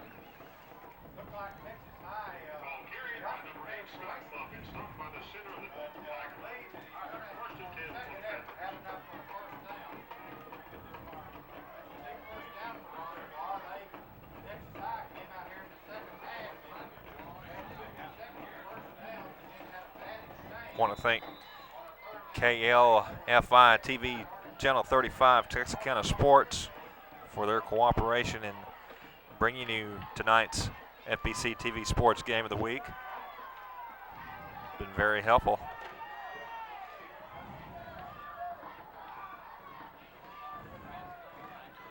Hubbard. Not this time. Well, Greg, that was just simply a situation where Texas High learned from their mistakes in the first half. The Panthers were able to burn Tigers on that play earlier in the first half, but they did their homework and stayed at home this time. Throw the Panthers for a 3-yard loss. Number 8, Kelvin Daniels, made the stop. Joe, I had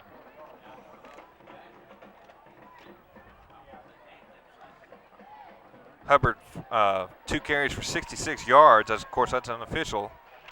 But in both times on the play similar to that. Allen. Oh. What a hit, Joe.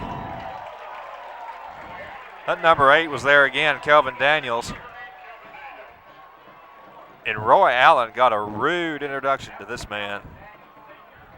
Well, that's the play that the Panthers have run all year where they shift everybody to the right side and just make a quick toss to Roy and put him out there kind of on an island by himself, and he's been able to turn that into good positive yardage all year. The Panthers are faced here with a 3rd and 9. Saw on the replay a good stick by Daniels. 2 wide for North Lamar on the near side this time. And the draw is Bostic. He finds the first down marker. Shannon's going to be very close to that first down marker.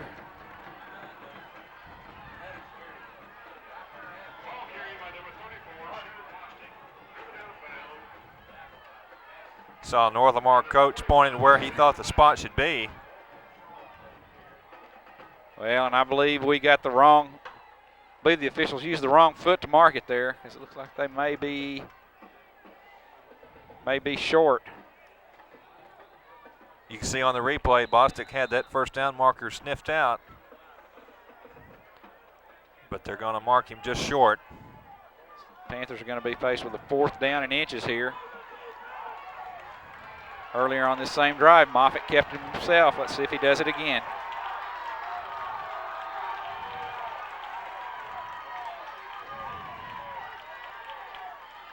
He does. Oh, Joe. And he didn't get it this time. He did not get it.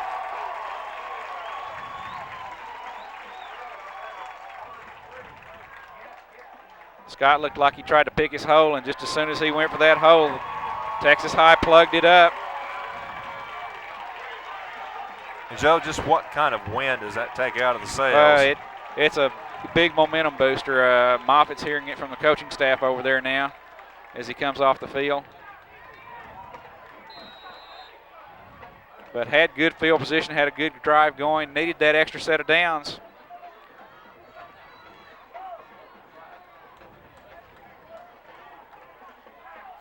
So here come the Tigers on their second drive in the second half.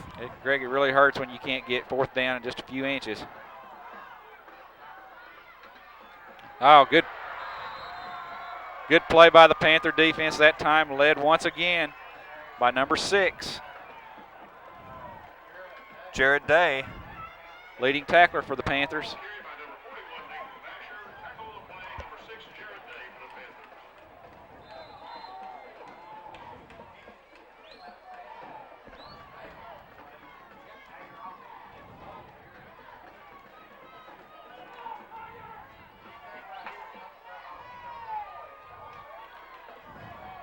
Vasher credited with a 4-yard loss.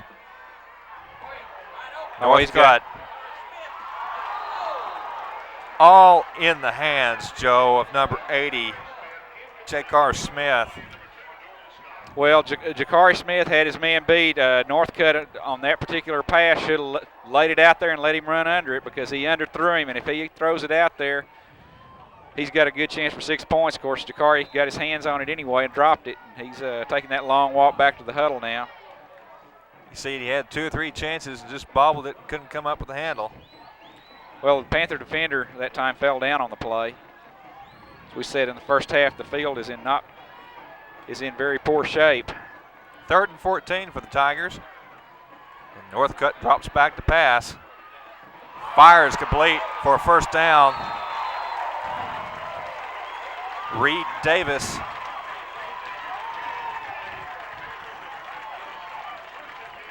Very nice pass by Northcutt that time.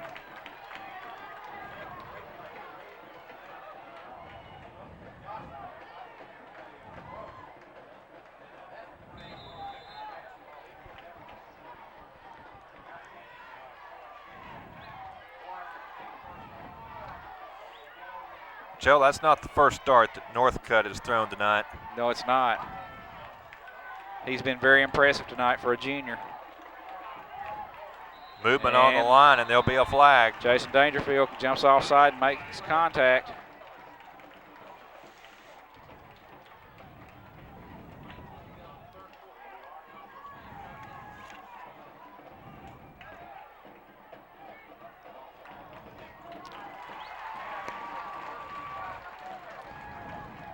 Well, the Panthers need to regroup here. They had 2 very successful plays on the first part of this series and forced the Tigers into a negative situation, and then Northcutt comes up and hits the big pass. Now they have an offside penalty, and Panthers are back on their heels once again. Unofficially, Northcutt 8 for 14, 110 yards. 1st and 5, and he'll throw. Complete.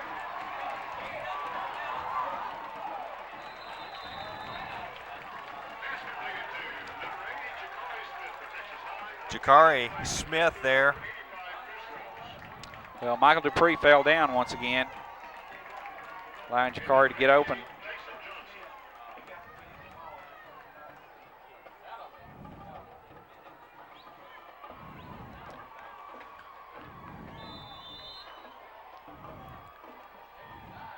Now, Northcutt 9 of 15 for 120 unofficial yards.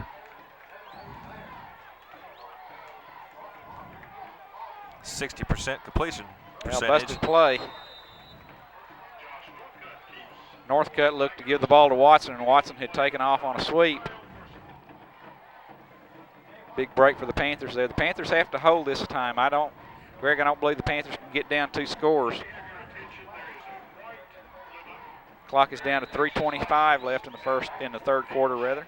Game has moved along pretty briskly in the second half. Yes, it has.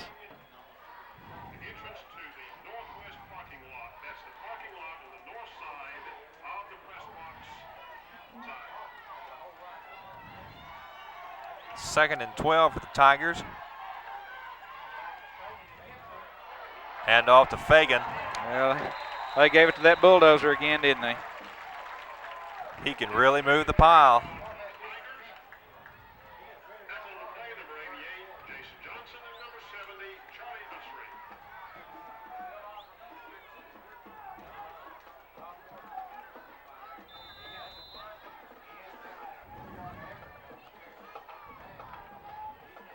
Another 7-yard carry for Fagan. Has 5 rushes already this half. Northcutt back to pass. Really doing a lot of backing up there, Joe. Gets it complete. Greg, the officials didn't call it. There should have been a holding penalty on that play.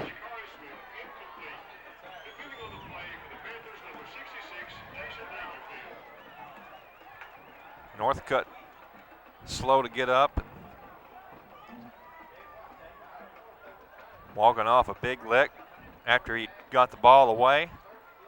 Panthers got initial pressure on the outside on Northcutt that time, and one of the offensive linemen for the Tigers just reached out and grabbed a handful of jersey. It was nearly tore the shirt off his back. Officials apparently didn't see it. Texas High calls timeout, and that gives us a chance, Joe, to mention the sponsors for tonight's FPC TV Sports Game of the Week. They include First Baptist Church, St. Joseph's Hospital, KPLT AM and Star 107 FM, AAA Rentals, and Bailey Clements at Aramark Food and Catering Services, where you can contact Bailey at 782-0408.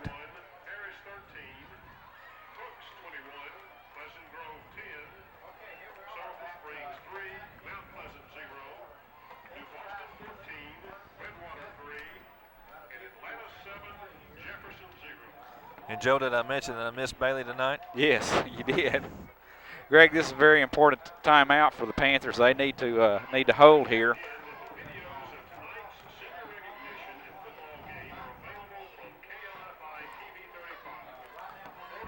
By my count, Joe, in the first half, Tavares Hubbard was the leading rusher, of course, for North Lamar. Only 2 rushes, but for 66 yards.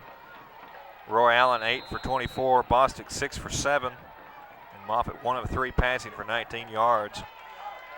Watson for Texas High, leading rusher in the first half for 10 carries, 65 yards. Fagan 4 for 17 yards, and we've already talked about Northcutt.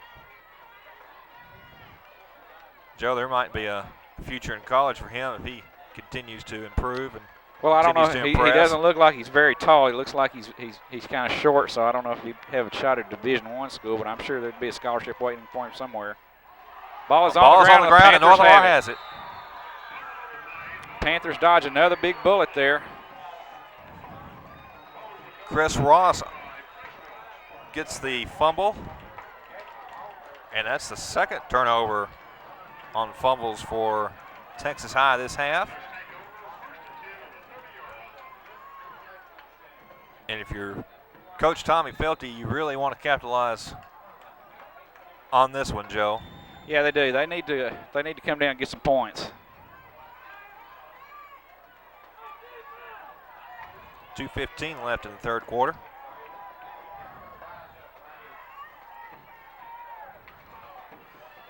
Pitch to Allen, dragged down by number 14. That's Robin Smith, a senior. Roy might have got a yard on that play. Clock ticks down to 2 minutes left in the third quarter.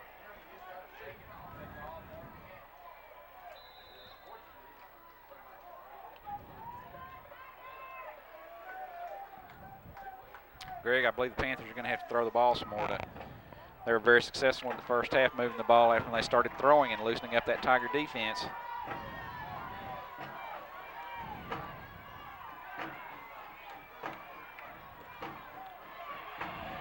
This is Bostic. He'll have a first down. Good hard run by Shannon that time.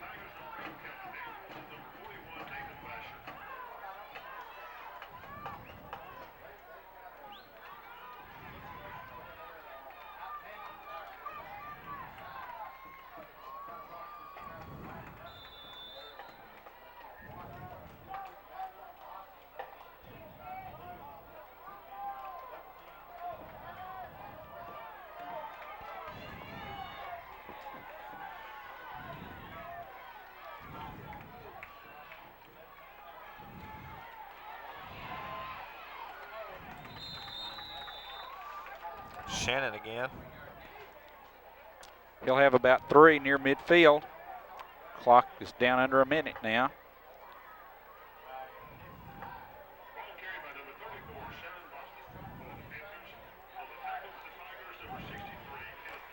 And Joe, what a career this young man has had at North Lamar. As you've said, over 3,000 yards rushing in his career. Greg, we had a halftime score of Silver Springs leading Mount Pleasant 3-0. In that crucial game for second place. Weidman in motion, pitches to Allen, and he's stopped in the backfield. Number 30. Jeremy Davis for the Tigers, getting good penetration that time to stop Roy in the backfield.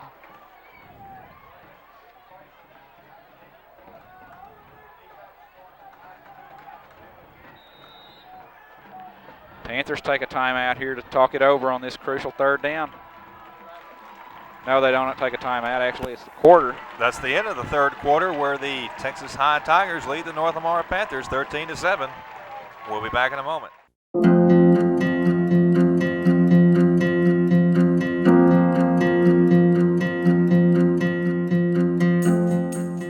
The Lord is my shepherd, I shall not want. He makes me lie down in green pastures. He leads me beside still water. He restores my soul. He leads me in the path of righteousness for his name's sake. Even though I walk through the valley of the shadow of death, I will fear no evil, for you are with me. Your rod and your staff, they comfort me. You prepare a table before me in the presence of my enemies. You anoint my head with oil, my cup overflows. Surely goodness and mercy shall follow me all the days of my life. And I will dwell in the house of the Lord forever.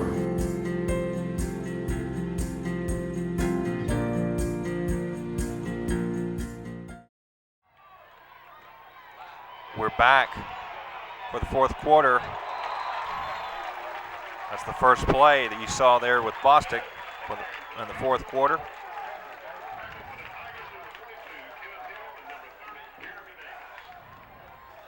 Greg, Tigers showing their quickness. Able to get outside and stop Shannon before he can turn the corner.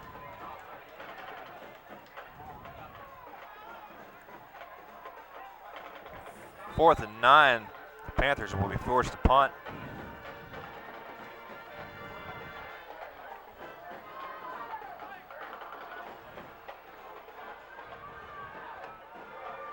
Reed Davis back deep to receive. Michael Dupree gets it away. Good kick, Joe. Yes, it is. Davis has to call a fair catch inside the 20. Greg, we like to credit some of the players who you don't see making the obvious plays. Scott Wolf, the up man on the punt that time, did an outstanding job of getting a good block to keep that punt from being blocked.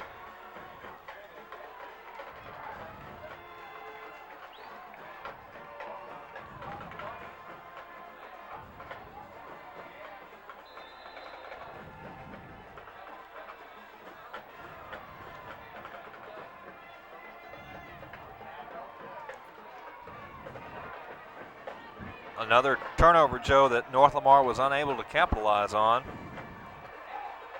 as Fagan takes the ball. Jason Dangerfield grabbed himself a handful of jersey that time and just sat down and pulled him with him.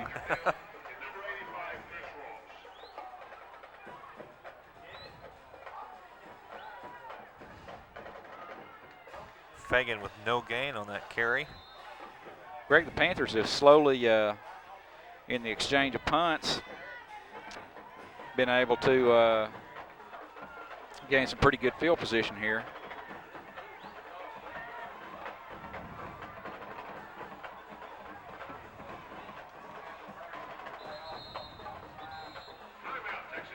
And timeout by Texas High, their second of the half. Joe, I want to just mention one more time, KLF ITV Channel 35 Texarkana Sports. Joe McFadden informs me that Burns Bar with Beach Street First Baptist Church of Texarkana, Arkansas has been very helpful and helping us put on tonight's FBC TV Sports Game of the Week. Thanks, Burns and his people. We've done an outstanding job. Enjoyed coming over here and working with these fine people.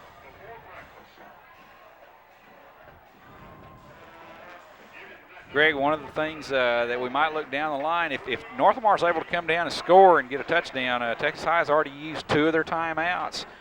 And if they have to come down and field and score quickly, that could be a serious detriment to them. However, we saw Mr. Norcutt move them 50-something yards in about 30 seconds earlier in the first half, so they must not be too worried about it.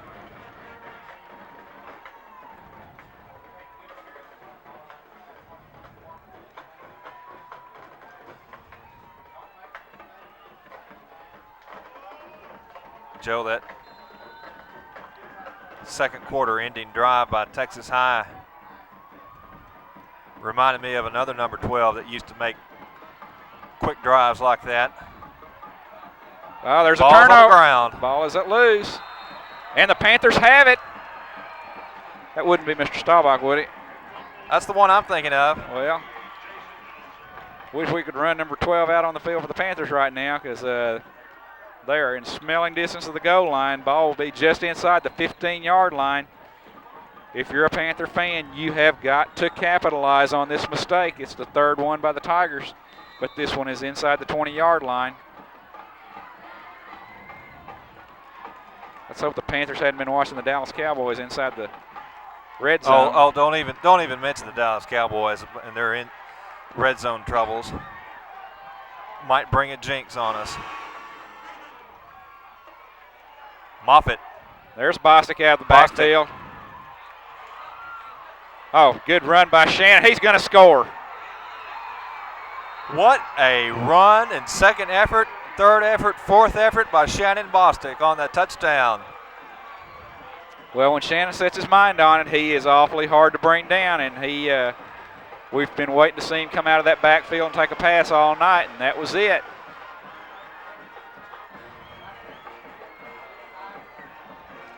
Look at the runners or the tacklers he just drags into the end zone with him. He's a load. Spencer Cox attempts this extra point, which would give the Panthers the lead.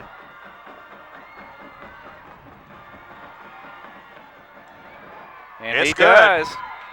First lead of the ball game for the North Lamar Panthers, and Joe, they're pumped. They are fired up, and I believe I heard cheering all the way from Sulphur Springs and Liberty Ilu. Everyone in the district hoping North Lamar can pull this upset off, and they are in the driver's seat right now.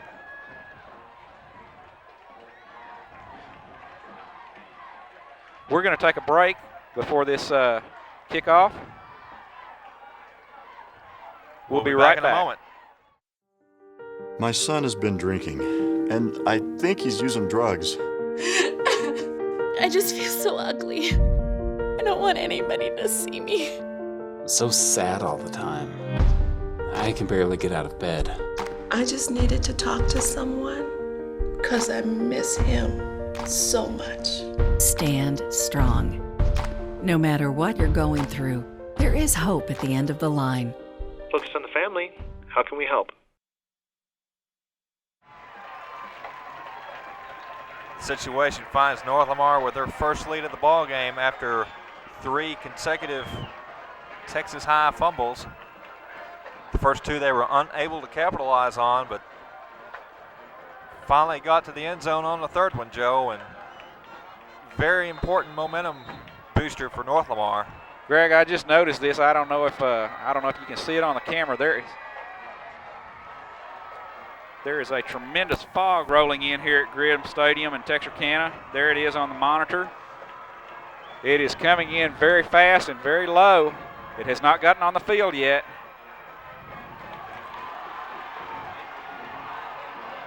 Vasher still running. Gets across the 35-yard line. He's quite an athlete, Joe. Yes, he is. He's very dangerous. Joe, I saw the fog starting to develop up in the lights, and My first thought was that I needed to clean my contacts. Well, it's dropping in very quickly. It's dropped a good probably 20 feet in the last 2 minutes.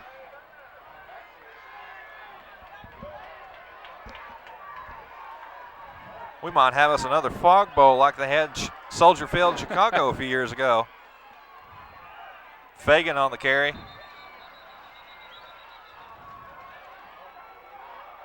Well, Greg, I tell you, from what I've seen so far, I kind of hope Texas High keeps doing that. I hate to see Mr. Northcutt go back there and cock that arm and start throwing it like he did in the first half.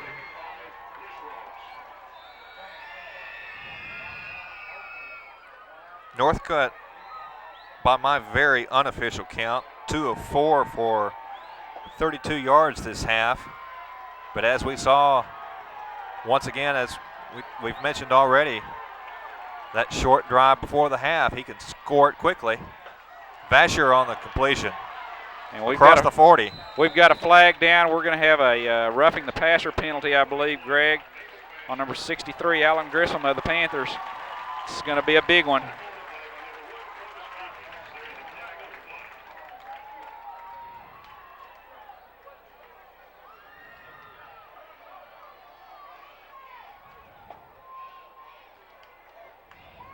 And as we say that, Mr. Grissom comes over slowly to the sideline and has to get an earful from the coaches.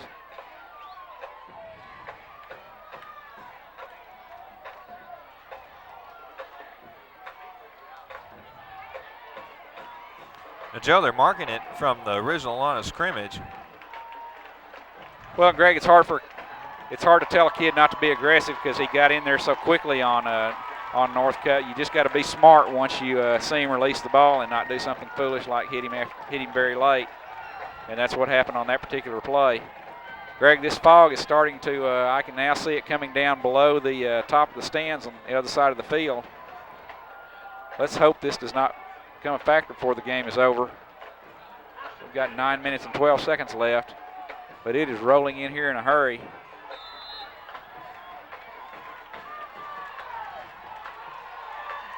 Penalty gets the ball across midfield for the Tigers. Fake pitch and handoff finally goes to Fagan. He'll get a couple on first down. Well, and the Panthers need to go ahead and start thinking about making a stop here because Texas High only needs a field goal. They don't need any more foolish penalties like they had on the roughing the passer. They're in a good position here with 2nd and long coming up, though. Of course, North Lamar has all their timeouts. Texas High down to 1.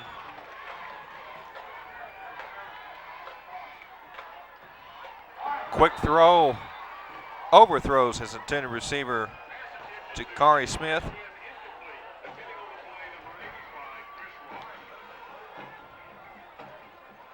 Greg, it's starting to get difficult to see the North Lamar band on the other side of the field.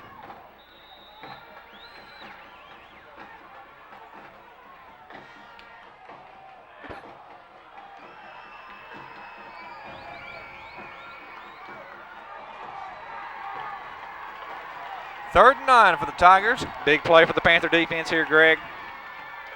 Northcutt is complete.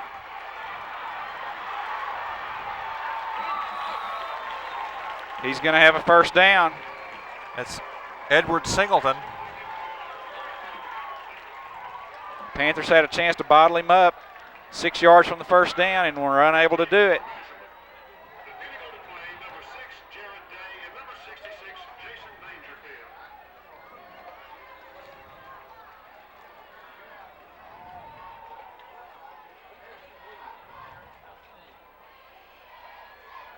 Saw the replay, a lot of.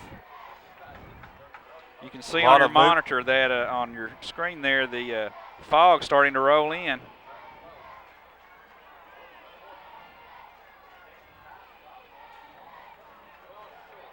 Well, the Tigers are just short. They will obviously go for it here on 4th down and about 6 inches. Singleton, as you saw on the replay, put in a lot of moves on that North Lamar defense as he got down close to the first down.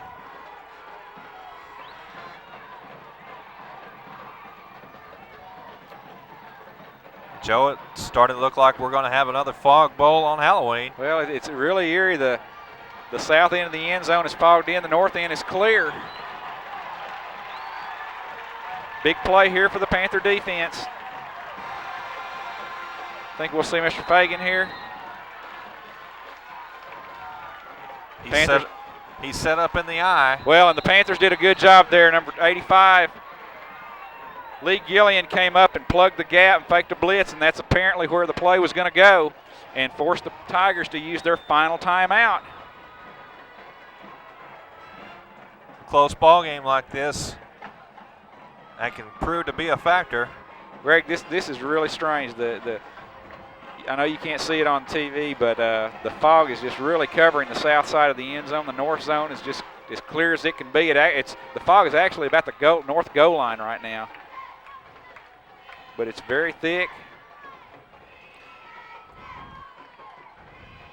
Joe, it almost looks like Kyle Field after the cannon's been fired 3 or 4 times in a row. Yeah, we've seen high winds, we've seen rain, everything. This is our first big experience with the fog on FBC TV.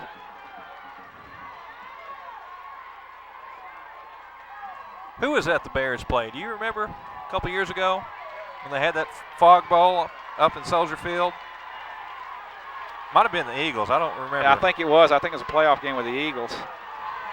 But, Greg, the issue at hand now is this big 4th down play for the Panther defense.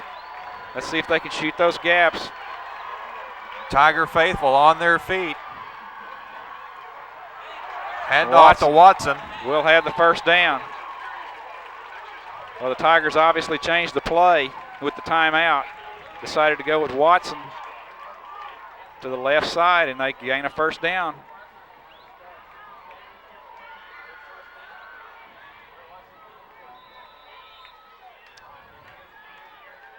Clock starts at 7:47 now left in the game.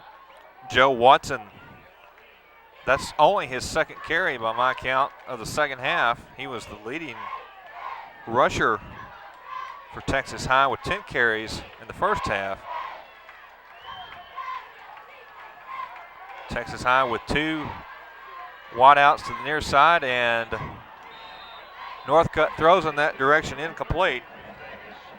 Well, number 13, Reed Davis of the Tigers, ran an in pattern, and Northcutt threw an out. That'll stop the clock with 7:24 left and bring up a 2nd and 10 for the Tigers.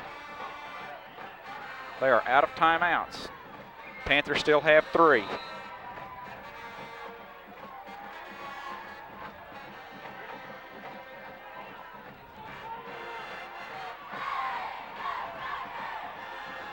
Second and 10. Well, it's picked off. Intercepted. Northcutt slipped as he threw. Northcutt's back foot slipped as he released the ball, and Brandon Glass has his 2nd interception of the night. 4th turnover for the Texas High Tigers in this half.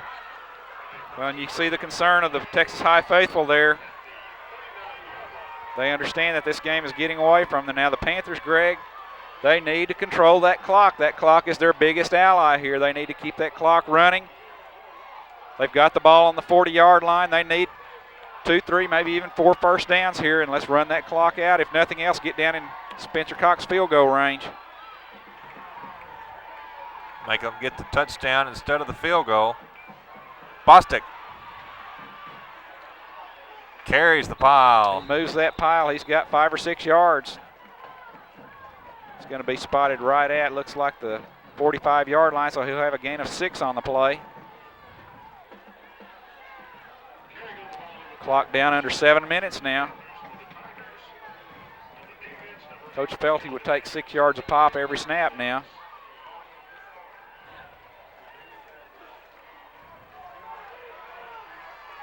Second and 4.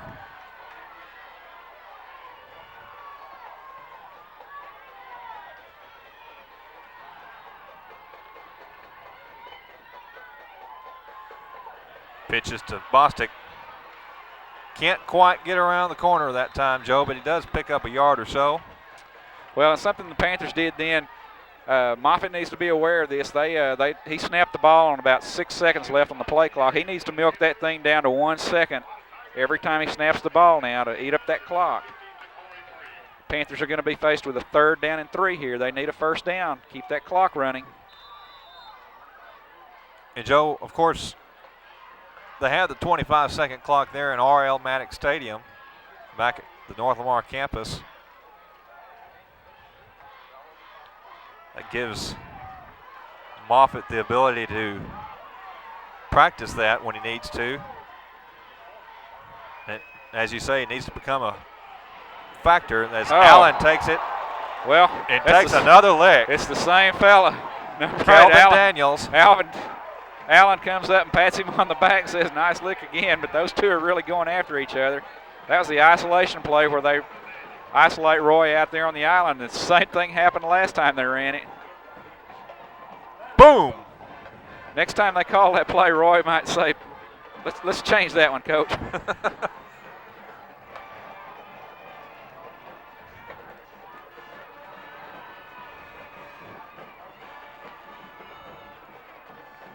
I'm sure Daniel said something to Roy to the effect that don't come over here on my side of the field, but the Panthers have a very big 1st down and 10 here with the clock at 5:29. This will allow them to run another 2 or 3 minutes off of that clock.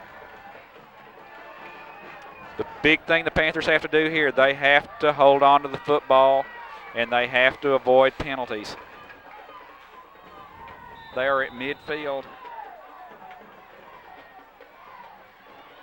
Even if they have to punt here, they will not have to punt till around the 3-minute mark or less, and they will pin the Tigers a good probably 80 yards away with no timeouts. Bostic bounces out to the right side and gets close to a first down. Well, we're seeing some outstanding senior leadership from Shannon Bostic right now. He's saying, guys, get on my back. I'm going to carry you to this win. And that's what they need from their big leader.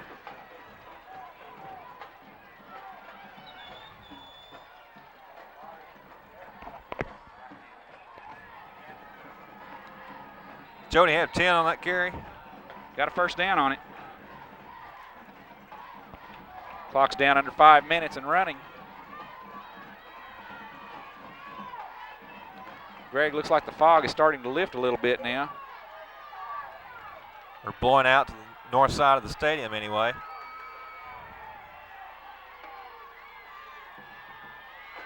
This is Bostic again. He'll have another about 3 or 4 yards.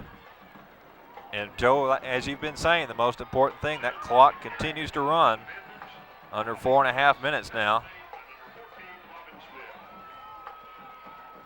Shannon checks out for a breather. Tavares Hubbard checks in. And the thing that the Texas High has to be careful of, Shannon is hurting them very much right now, and if they start keying on Shannon, you're going to see Roy Allen break a long one. I have Shannon now with 10 carries this half. Allen only with 3. Pitch. Is that Hubbard? That's Hubbard. He'll have a yard or 2.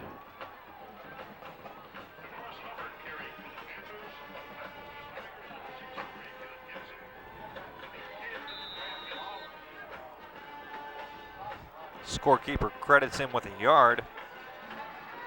Clock now at 3.5 minutes. Bostic is still on the sidelines for the Panthers. Their Panthers apparently are going to let the clock run down, let the play clock run down to 1 and call timeout. Well, now, see Moffitt called timeout with 6 seconds still left, or with 4 seconds left on the play clock still. He needs to go ahead and milk that thing down another 2 or 3 seconds, get it down to 1 and call timeout. It's just good clock management.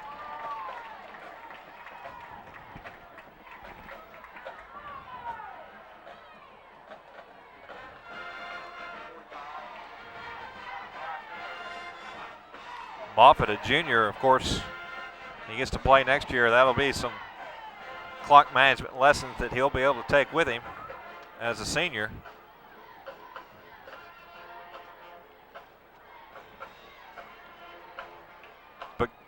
Joe, you have to credit Shannon Bostic, as you say, doing the senior thing, carrying his team on his back.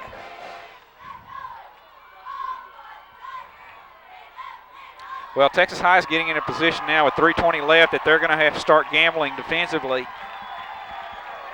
Usually when you see a team gamble defensively, one of two things happens. They make a big play defensively or they give up a big play defensively. And North Lamar certainly has enough firepower on offense to hurt you. Shannon Bostic has checked back into the game. Greg, if I'm North Lamar, I throw that pass out of the backfield to Bostic again.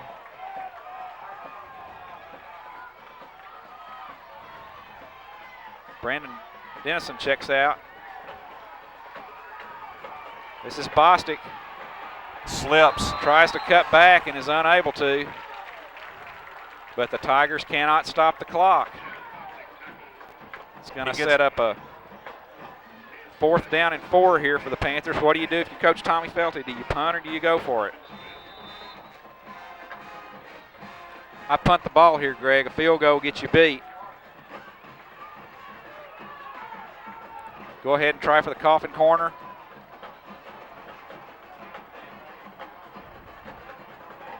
Certainly that drive at the end of the first half has to be in the back of his mind. I'm sure it is, but he's got to remember, too, that by the time this play stops, North Lamar is going to let it run down. Let's see if Moffitt lets it run down to 1 before he calls timeout this time. No, he stops it on 3.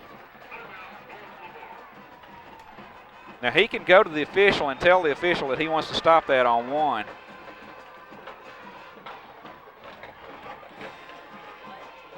But the clock is stopped with 2:29 left. Greg, I go ahead and turn it over and punt the ball here. First of all, if you don't make it, you give the Tigers a huge momentum shift. And they come on the field fired up because their defense has done what they needed to do and given you the football back. If you punt the ball, go for the coffin corner, you're forcing them to go 80 yards with a little over 2 minutes left to get a field goal.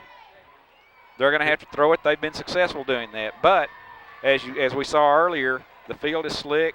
Northcutt's not going to be able to plant his feet real well. He's going to be very conscious of that last interception that he threw because he did slip. North Lamar defense has played well here in the second half. I'd go ahead and turn it over to my defense, but let's see what Coach Felty does. Joe, of course, Texas High came into tonight's game 3-0 in district play, giving them the first place in the district, but even the first place team can't always overcome 4 turnovers in the second half in a 1-point ball game. Well, the Panthers are going to go for it here. They do have another timeout. Let's see if they may line up and try to draw the Tigers off sides. Bostic and Allen are in the backfield. Bostic. He'll have a first down, Joe. He'll have the first down.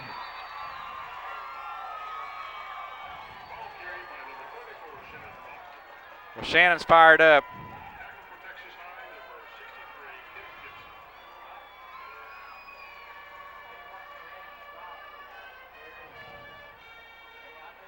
Yep. Just had a flag thrown by one of the officials. And Shannon Bostic's just been called for unsportsmanlike conduct. And now that's not the kind of mistake that you need from your senior leader.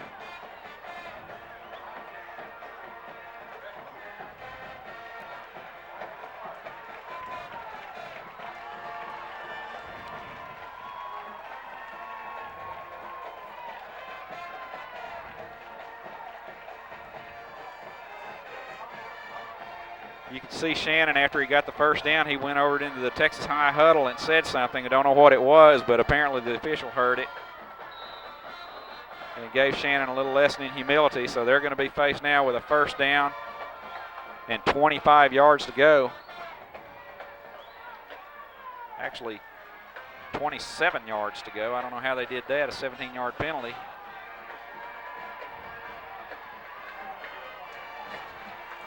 Anyhow, North Lamar on the 43. This is Bostic.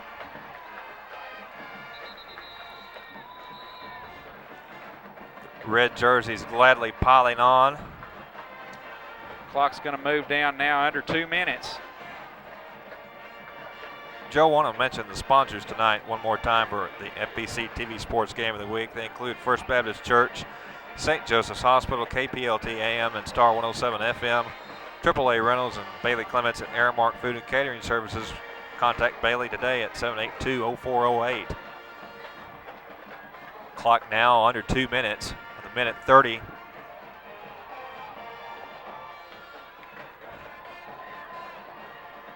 Second down and 24 for the Panthers.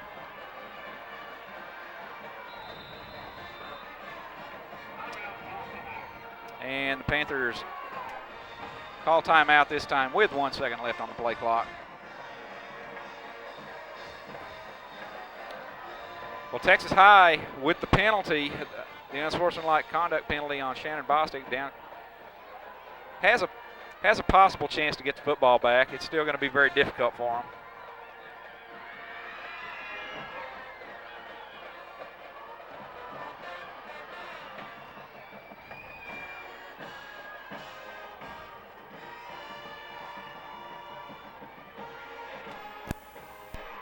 You can see the fog there. North Lamar band over there is very difficult to see them now. In fact, I can't see the back row. Joe, I've got Shannon credited for 12 carries and 62 yards this half alone.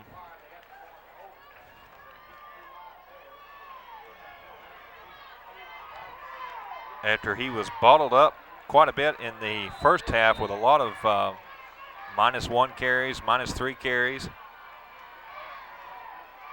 Allen on his 4th carry of the half.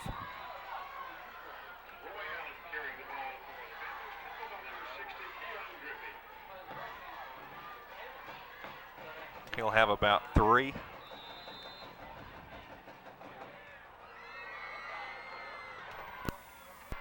Greg, Texas High has a chance to get the ball back with maybe 10 or 15 seconds left.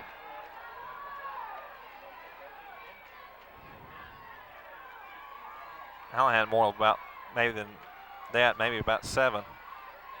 Oh, there's ball is on the ground.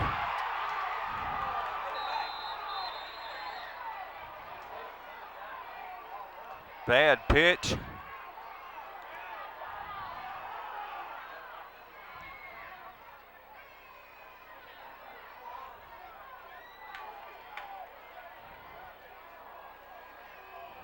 Nearly a big-time disaster for the Panthers. Bostic's able to recover the fumble. Clock is running once again with 29 seconds.